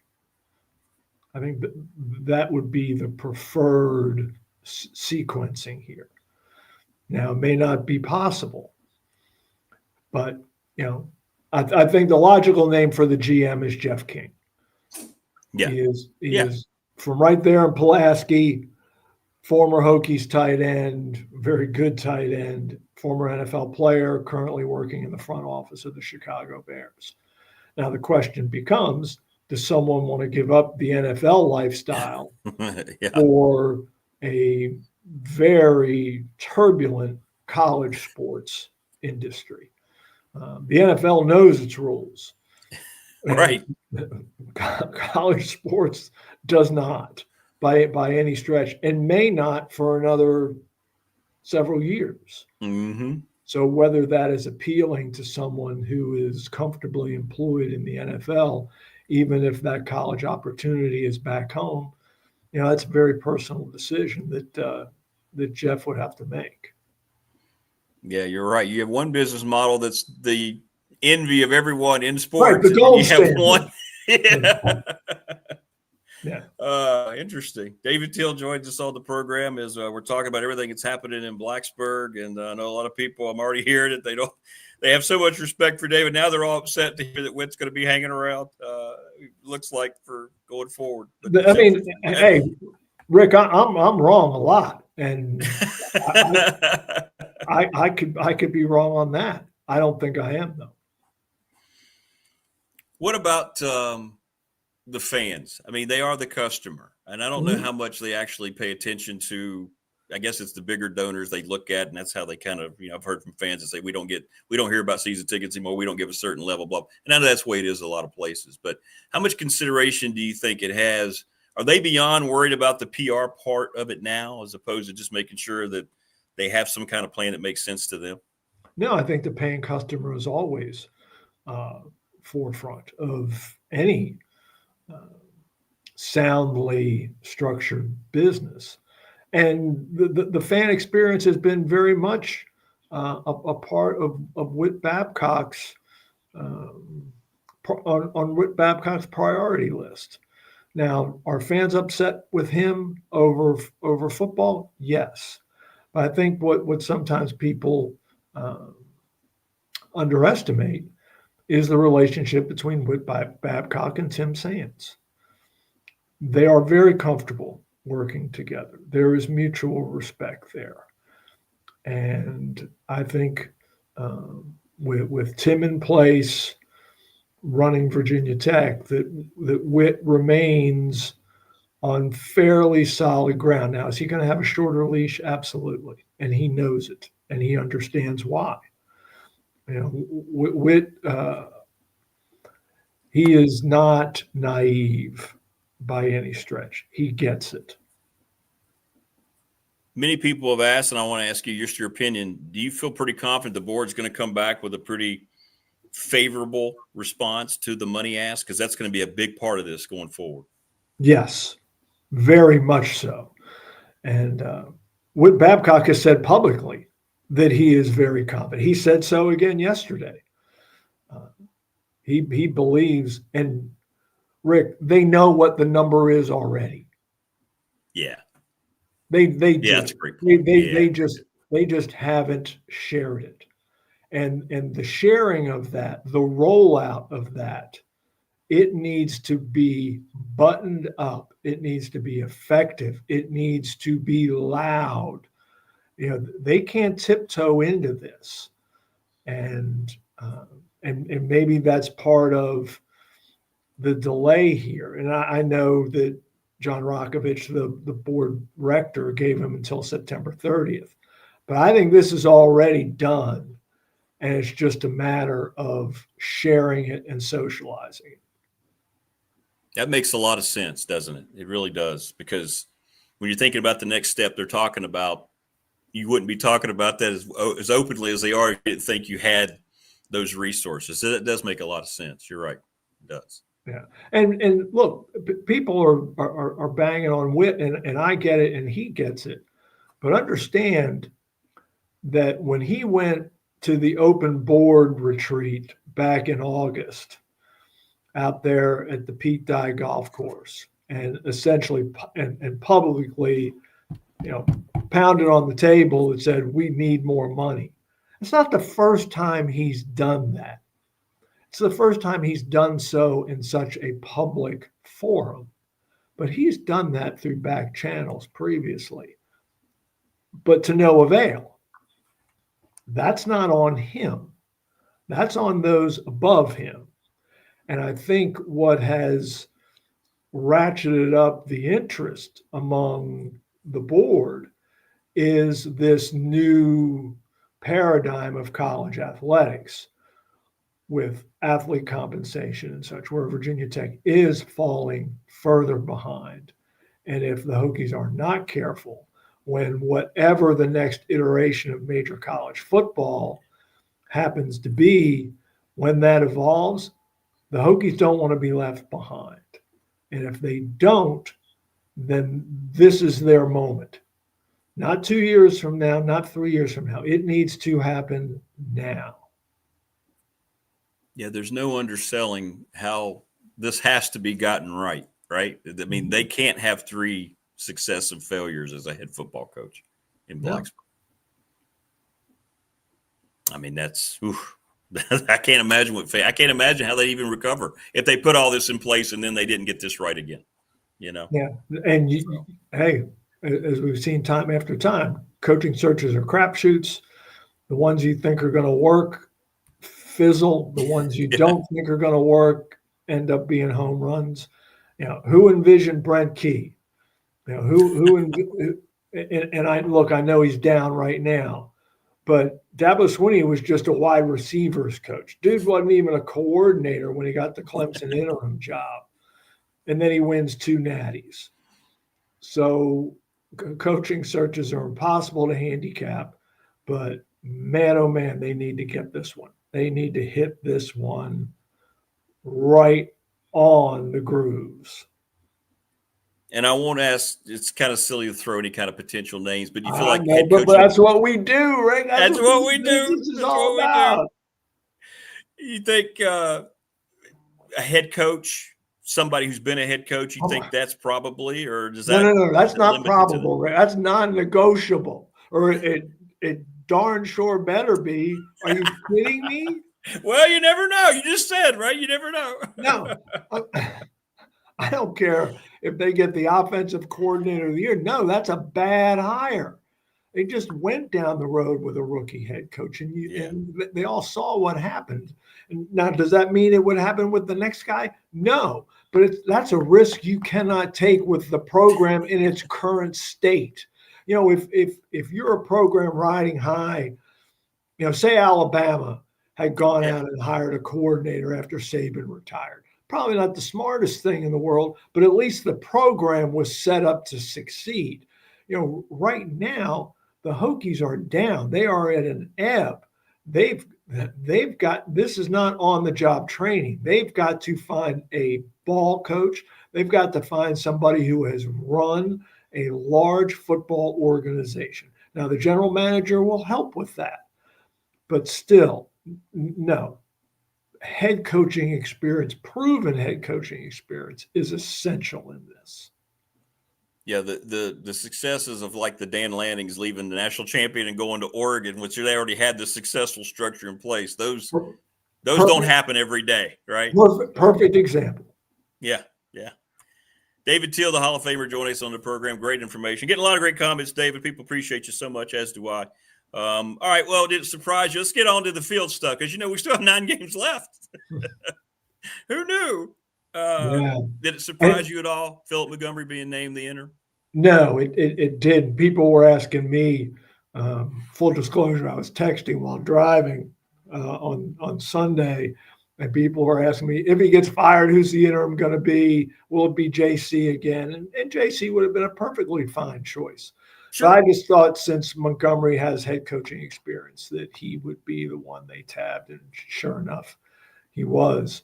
I mean, here's the harrowing part of it for Virginia Tech right now. Let's put Wofford aside. After Wofford comes 8 ACC games. Those 8 teams right now are a combined 20-2. I saw you post that, and I was like, really? I mean, I know you're right, but wow. Yes. Yeah, you're right. 20-2. Yep. And you who have been the most impressive teams in the league so far? Miami, they're on the schedule. Florida State, they're on the schedule. Georgia Tech, they're on the schedule. Louisville, they're on the schedule. And oh, by the way, Cal and NC State are also undefeated. And that other team in the Commonwealth, I don't care who you're playing. When you put up 700 yards, that's an investment piece is starting to come together and develop a little bit down in Charlottesville, or up in Charlottesville. And when you saw the state of Virginia Tech's defense on Saturday, no one who watched that and then overlays that defense with Virginia's offense gives Virginia Tech much hope of stopping the Cavaliers on November 29th. That's right. That's right. These coaches are going to be putting themselves out there. They're trying to get jobs, right? They're trying to show off for other schools right now too, right? They want to show that they can handle this situation. So it's going to be interesting to see that dynamic of focusing on the now, realizing that they have no choice. They have to think about their futures as well. Yeah, they're auditioning. Yeah, absolutely, they are. And so are so are a lot of the players, because that's right. They're all gonna hit the portal eventually. Well, to take a deep breath quickly and get away from Tech, what about the league this past weekend stood out to you other than all the happenings in Blacksburg? Georgia Tech's win. Yeah, that was terrific. What a game. Yeah, good stuff. Haynes King, he's a dude now, just like his head coach. And Georgia Tech's for real. They're a problem, aren't they? They're a problem. No, they're absolutely a problem, and so are the Hurricanes. I mean, those two squads are legit. And Miami's got another one this week. They got to play the Gators, and the Gators are down. Billy Napier might be on thin ice as well. But those two teams right now appear to be the class of the league. No question about it. Miami surprised me. USF, I watched them handle Florida. They looked like they were better. Their defense looked great, and Miami just blitzed them from the opening kickoff. That surprised me. Not necessarily they won, but I didn't expect them to. They were 17.5-point favorites. I didn't think there was any way they were going to cover. They had that covered in the second quarter. Yeah, covered comfortably. And I say Miami and Georgia Tech. I'm leaving out Florida State, but they were off last week, and the Alabama win was great. But now the Noles are going to ramp up. I can't wait to see Florida State a week from Friday in Charlottesville, and get a look at them up close and personal, and then that'll be Virginia's first real test. I know they went on the road against NC State, came up short, but man, we're going to learn a lot about Virginia a week Friday. I think the Cavaliers will win Saturday at home against Stanford. Although the Cardinals showed a pulse by beating Boston College on Saturday night. They did. Well, finally, let me ask you, how you have players who come in from the portal and they have to get acclimated. And I know it's hard to know because Bill Belichick just beat two teams he was supposed to beat. But don't you think every game now going forward, he's got a real test on the road down in Florida this weekend. But yes, he does. It feels like maybe he's settling in a little bit more now, right? Getting used to all this from a week-to-week basis at the collegiate level, like a player would be. Now he's getting used to this world. And I'm going to be curious to watch once the conference games start. I think he's going to get more comfortable. I think that team's going to have a little better record than maybe I thought they were going to have. We'll see. We'll see. I'm curious as well how they fare in Orlando on Saturday. And then I believe, I don't have the schedule memorized. Don't they have Clemson next week? Yeah, right. Next week. Yeah. So we'll know pretty quickly.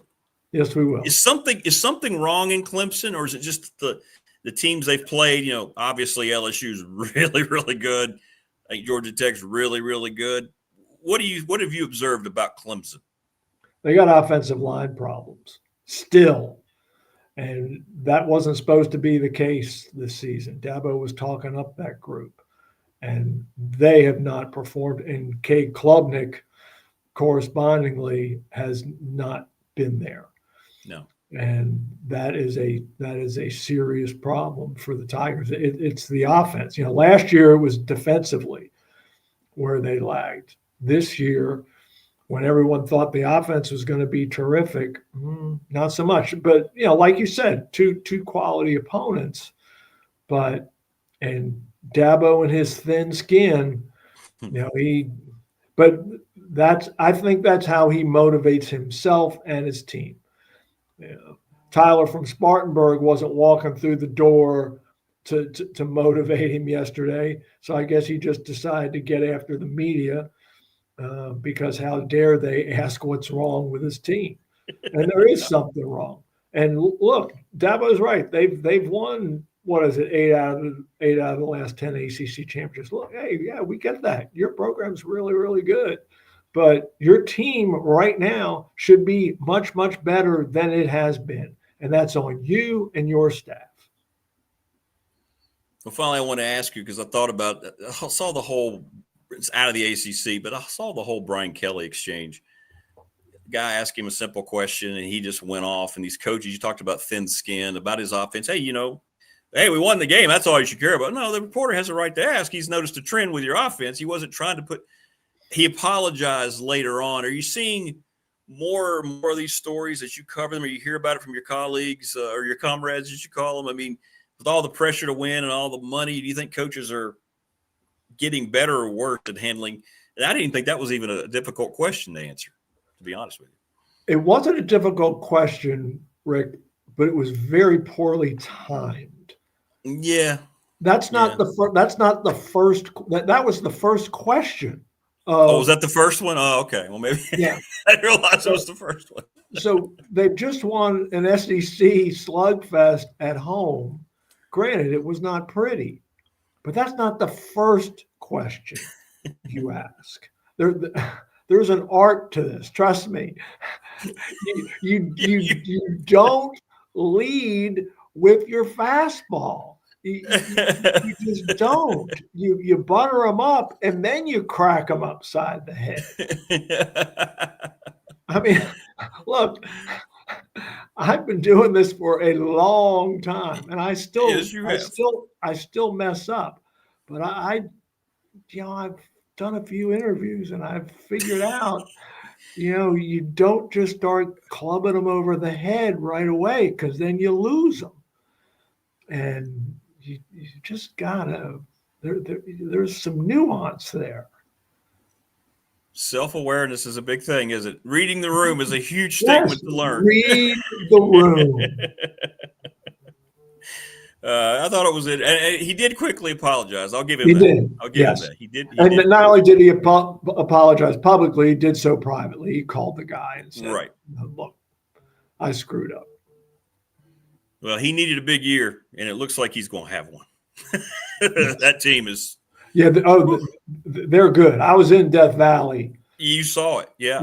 No, they're really, and again, that's just got to make Virginia Tech fans cringe to see Sordelett and Braylon Moore just tearing it up for LSU. They're going to be all SEC guys, aren't they? Yeah. Oh, hell yeah, they are. Both of them are. Mm-hmm. All right, where are you this weekend, my friend? Charlottesville. Oh, okay. It'll be good. I'm curious. I'm getting ready to jump on board their train. Watching, they're getting better. I mean, I know they should have beat NC. They should be undefeated right now. Yeah, they should be 3-0. Yeah, and then I'm really jazzed about next weekend, because then I can see them both back to back. Be at Charlottesville on Friday night, and then scoot down to Raleigh for Saturday night. So see UVA and Florida State, and then Virginia Tech and NC State. Yeah, well, that'll be a great weekend. Hey, brother, thanks so much for your time and for your coverage. I just want to pass it along. I get so many private messages about the people we have on the new format, and they just talk about how much they enjoy everything you put out. They're following you online and in your articles. They can't wait to read your follow-ups, and I obviously appreciate how much you bring to the program here. So thank you so much. Sure, man. All right, brother. Take care of yourself. All right, you too. We'll see you. All right, there you go. David Teel. Yeah, great. There you go. That's the reason he's a Hall of Famer. Good stuff all the way around. Hit us up in the McClellan Chiropractic chat room. We want to thank all of our sponsors here as we're rolling toward 500 subs. Let's go, baby. We'll address some of the things David talked about here in a second. Thanks to Family Fencing. They sponsor our studio here in Reiner. Give them a free quote, 540. They'll give you a free quote if you call 540-200-8294. Give Jason Green a call, familyfencingnrv.com.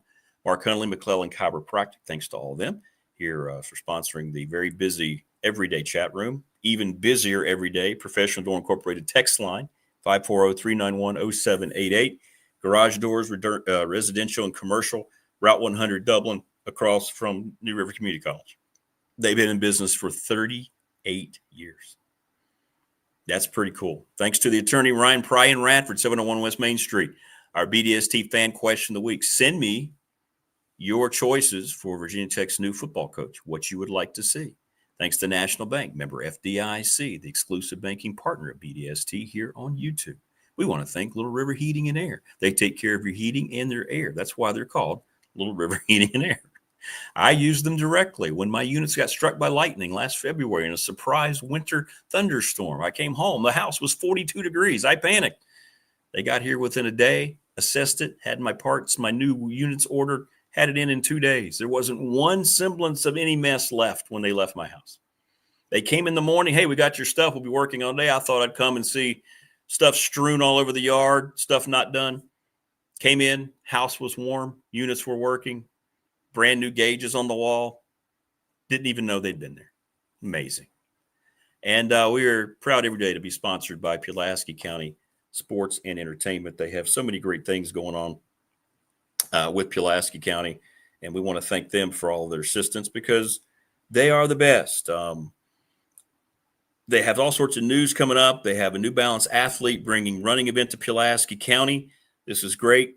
Cole Boone has partnered with Pulaski County Parks and Recreation for the inaugural Boone Dash and Splash on September 27th at Randolph Park. They have a newsletter that goes out. It's terrific. I get the newsletter. They have cycling updates. I'll probably say it wrong. Siniska Cycling. Pulaski County Sports and Entertainment hosted Siniska Cycling, one of the top women's cycling teams in the world, for a week-long training camp as they prepared for the Maryland Cycling Classic. I'm telling you, it's so exciting. Pulaski County Sports and Entertainment's doing all this stuff, and they're reaching out to everybody regionally, nationally, to come here to the New River Valley. Their vision is very broad, very, very broad. So I want to thank them for everything and for being our presenting sponsor here on the program. And let me hear from you. Let me hear from you here on the chat room. Yes, it is, Wayne. The unit is in order. All right, so many of you didn't want to hear any of that, what David Teel just said. He believes that Whit Babcock's going to not only stay during this whole process, but he'll be in place once all this is sorted out and once they have their organization from the football perspective in place. A lot of you are not very happy about that. I understand it. But he also quickly said, I have been wrong a lot in the past. He said it right here, right? I've had vibes before, I've had info, and then things can change. And that's what you have to realize. Things can change. How things are presented now or how things are even orated doesn't necessarily mean that's how things are going behind the scenes or how they're really looking at things. Again, Virginia Tech has time on its side. Wasn't that a Rolling Stones song? Time is on my side. Yes, it is. Sorry. It's Wednesday. It's Hump Day. Oh, by the way, I haven't done this yet. I'm sorry. I didn't do it last week and I got yelled at. Hang on. Where's the camel? Did I lose the camel? I had a camel on here. I can't find the camel now. I had a camel for Hump Day, and I don't know. Did I actually delete the camel? Anyway, I don't have the Hump Day camel. I apologize. Yeah, here he goes. There he is. See? There you go. Keep calm, Hokie Nation. Keep calm, all. It's Hump Day. There he is. We need to give him a name. And make sure you wave at Selma on Hump Day. Yeah, how you doing? Hi, Selma. Hi. Good morning. Hi. How are you? Yeah, I'll be done. I'll be done soon. I'll be done soon.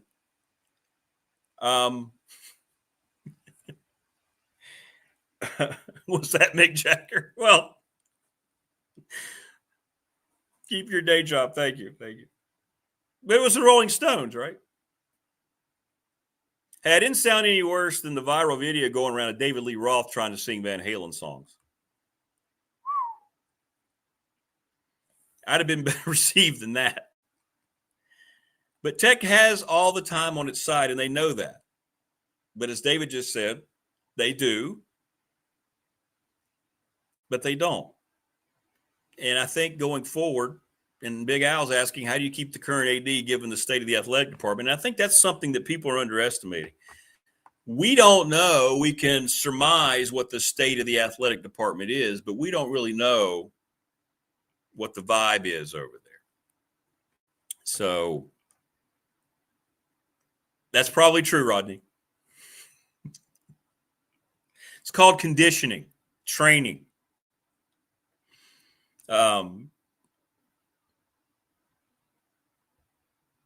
So we don't know the vibe. We don't know what the environment might be like. Now, we can assume that it's a mess right now. And again, things the way they presented it is not necessarily the way things are. We know that. Wayne says they also saying you can't always get what you want. I just think my opinion is going to be this, that there's a lot of things that are being speculated and nobody really has an exact pulse on what's happening. They're just going by what they're learning. Everybody has a different opinion about what they saw yesterday. And that's all you have. It was very calculated. That was anything Witt said was a prepared statement. He wasn't up there flying off any kind of personal agenda he wanted to get off. This is what was prepared to read. He read it, and he got out of there. Philip Montgomery's was a little more off the cuff, but still, there was only certain things he was going to say, right?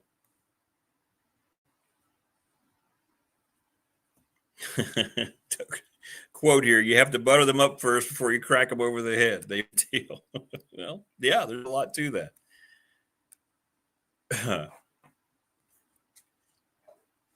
Yeah, sure I would, Zach. Yeah, if he'd come on. I don't know how many of that. I don't know those people are willing to talk about a lot of things going on. We'd love to have John on.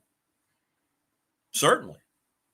That may be one of those things that after they formulate what's going on, then yeah, we'd love to have him on. Be great.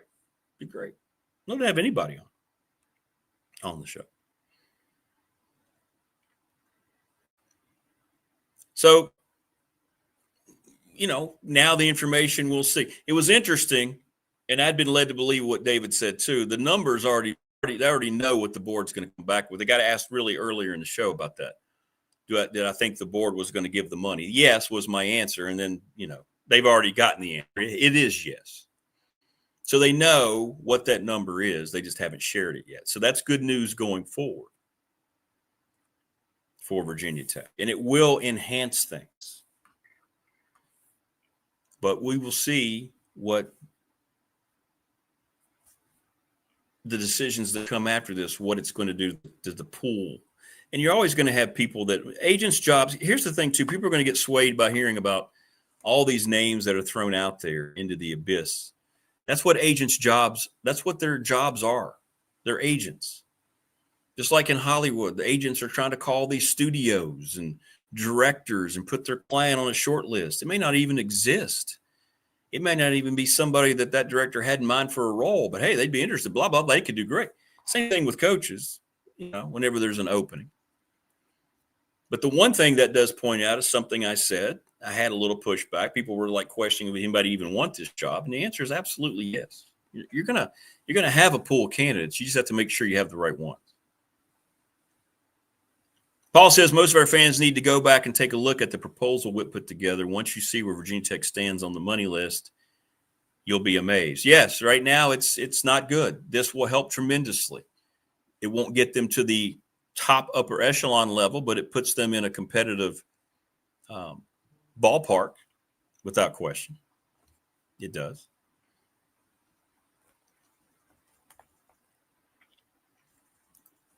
But here's what I know. Working in athletics, you can have plans. You can lay out lots of things on paper. You can have discussions about the way things are desirable to go and how you think you need to move forward. But once you involve the human element and you put those people in place and you start implementing those plans, a lot of times it doesn't go as you foresee, i.e. Witt's 2 football hires.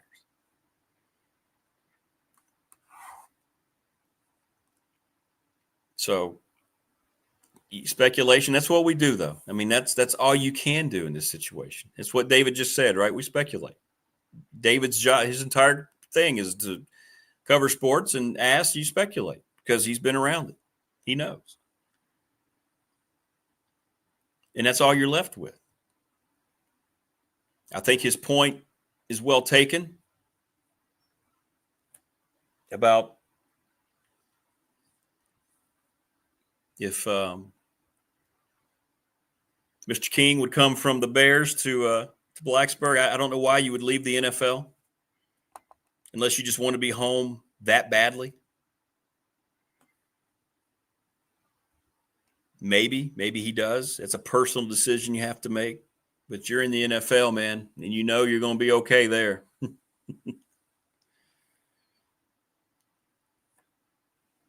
If you're already in college athletics and this is your profession and you make a pretty good living at it, you want to make sure that you try to adjust with the times and you want to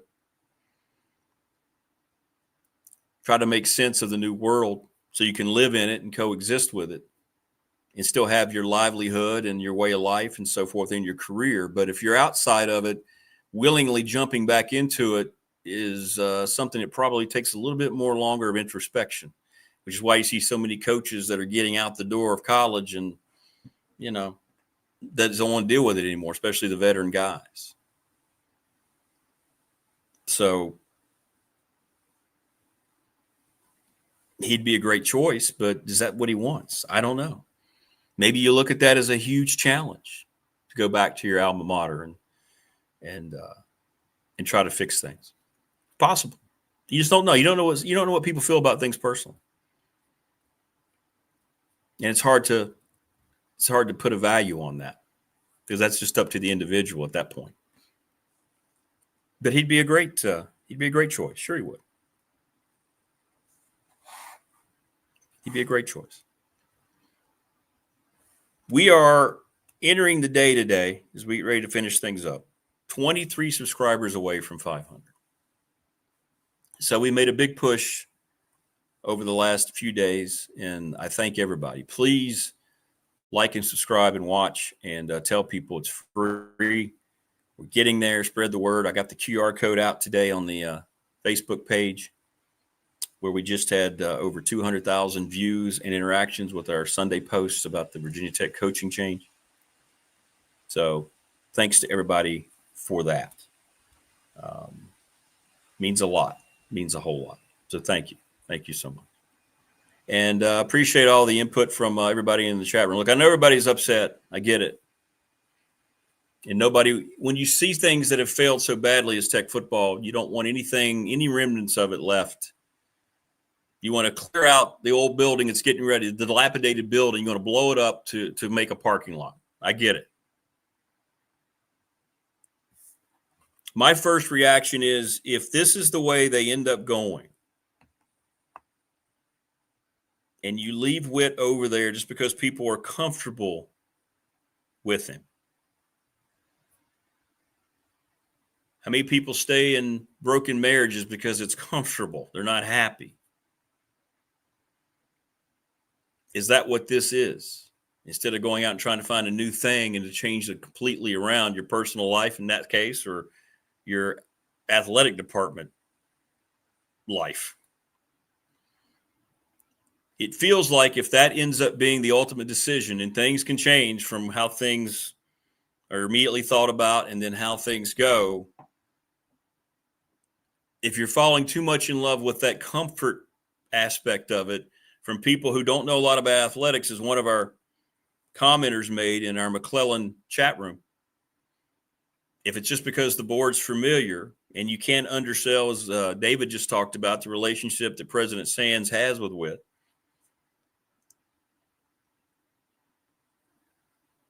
is it based just on that instead of a lack of results? Then aren't you pigeonholing yourself?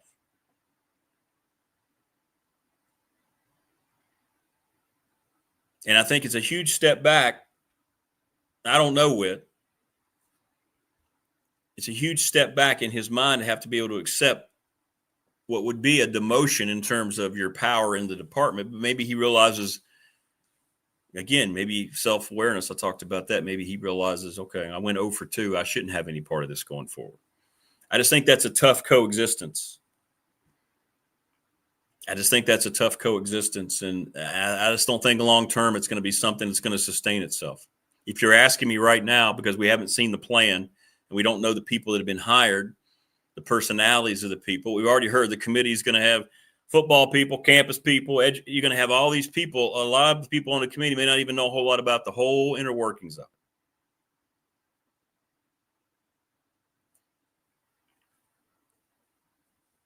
it. It just doesn't, to me, it doesn't feel like it's something that's going to be sustainable for the kind of success they need to have with this next hire. I hope I'm wrong. That's my initial reaction. Maybe once we see the full plan, again, we have time. As Jim said earlier, 2 or 3 weeks, we're going to have more clarity. Then maybe it starts to come to light and you can go, oh, okay, well, give that a shot. But right now, just based in these broad theories and explanations, it feels like you're intentionally muddying the water still, because you don't want to go ahead and cut the head off and go into it. You say you are, and Brent Pry was the natural scapegoat. I mean, he's ultimately responsible for that football team performing.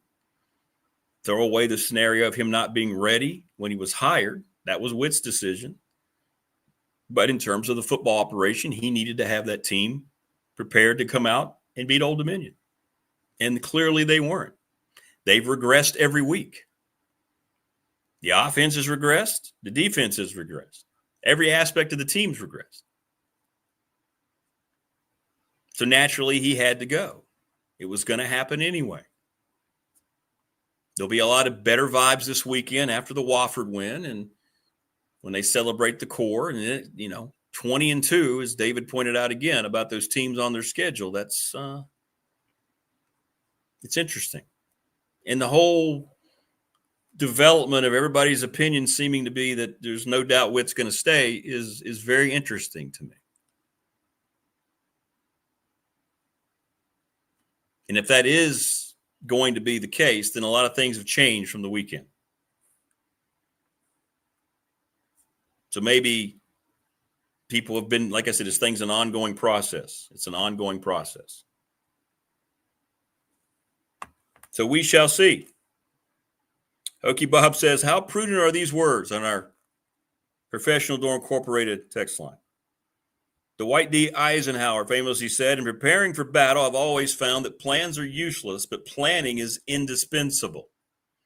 The purpose of planning, according to Eisenhower, is not to create a rigid script, but to develop the mental and strategic flexibility needed to adapt to unpredictable real-world circumstances. Yeah, 100%. Good stuff, Bob.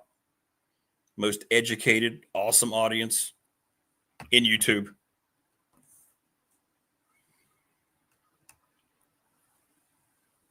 Right now, the initial plan sounds good, but is that going to be part of reality? It's a whole new world beyond what is already a new and changing world in college athletics. This one's specifically directed toward football, the one sport that matters more now than it ever has before. And Tech seems to be diving in uncharted territory, but now they have time to hopefully get it right. It's going to be interesting. Thanks to everybody who tuned in today. As always, we want to take special time to thank all of our guests. Dwight Vick will be with us tomorrow. Andy Bitter. Other stuff we'll be working on in between. But thanks today to Kion Brown, Damien Sordelett, and to David Teel. Bill Roth will be back next week. I understood completely. Bill just kind of wanted to assess everything and get ready and kind of talk more with Coach Montgomery. He's got broadcasts to do. He's got things he's got to do now, and you got to change. You got to transition totally as the voice of a program when something like this happens. Thank you again for watching. Thanks so much for making this program a success. Please like and subscribe. We're 23 away. Be great to see that number go down throughout the day. I've got the QR code up on our Facebook page. Please copy that, share it to people. Remind them it's free. Remind them that all you get's a little notice that something's starting to happen on the channel. The Sports and More podcast is up. David Smith and I did that last night. Please go watch that. David Smith's the best NFL analyst around, bar none. We reviewed all week 2, game by game. He's tremendous heading into week number 3. It was all NFL this week. But check that out. It is up on the channel as well. Thank you. Thanks to all of our sponsors. And we'll be back tomorrow on the Thursday edition, everybody. Take care. Have a great rest of your hunt.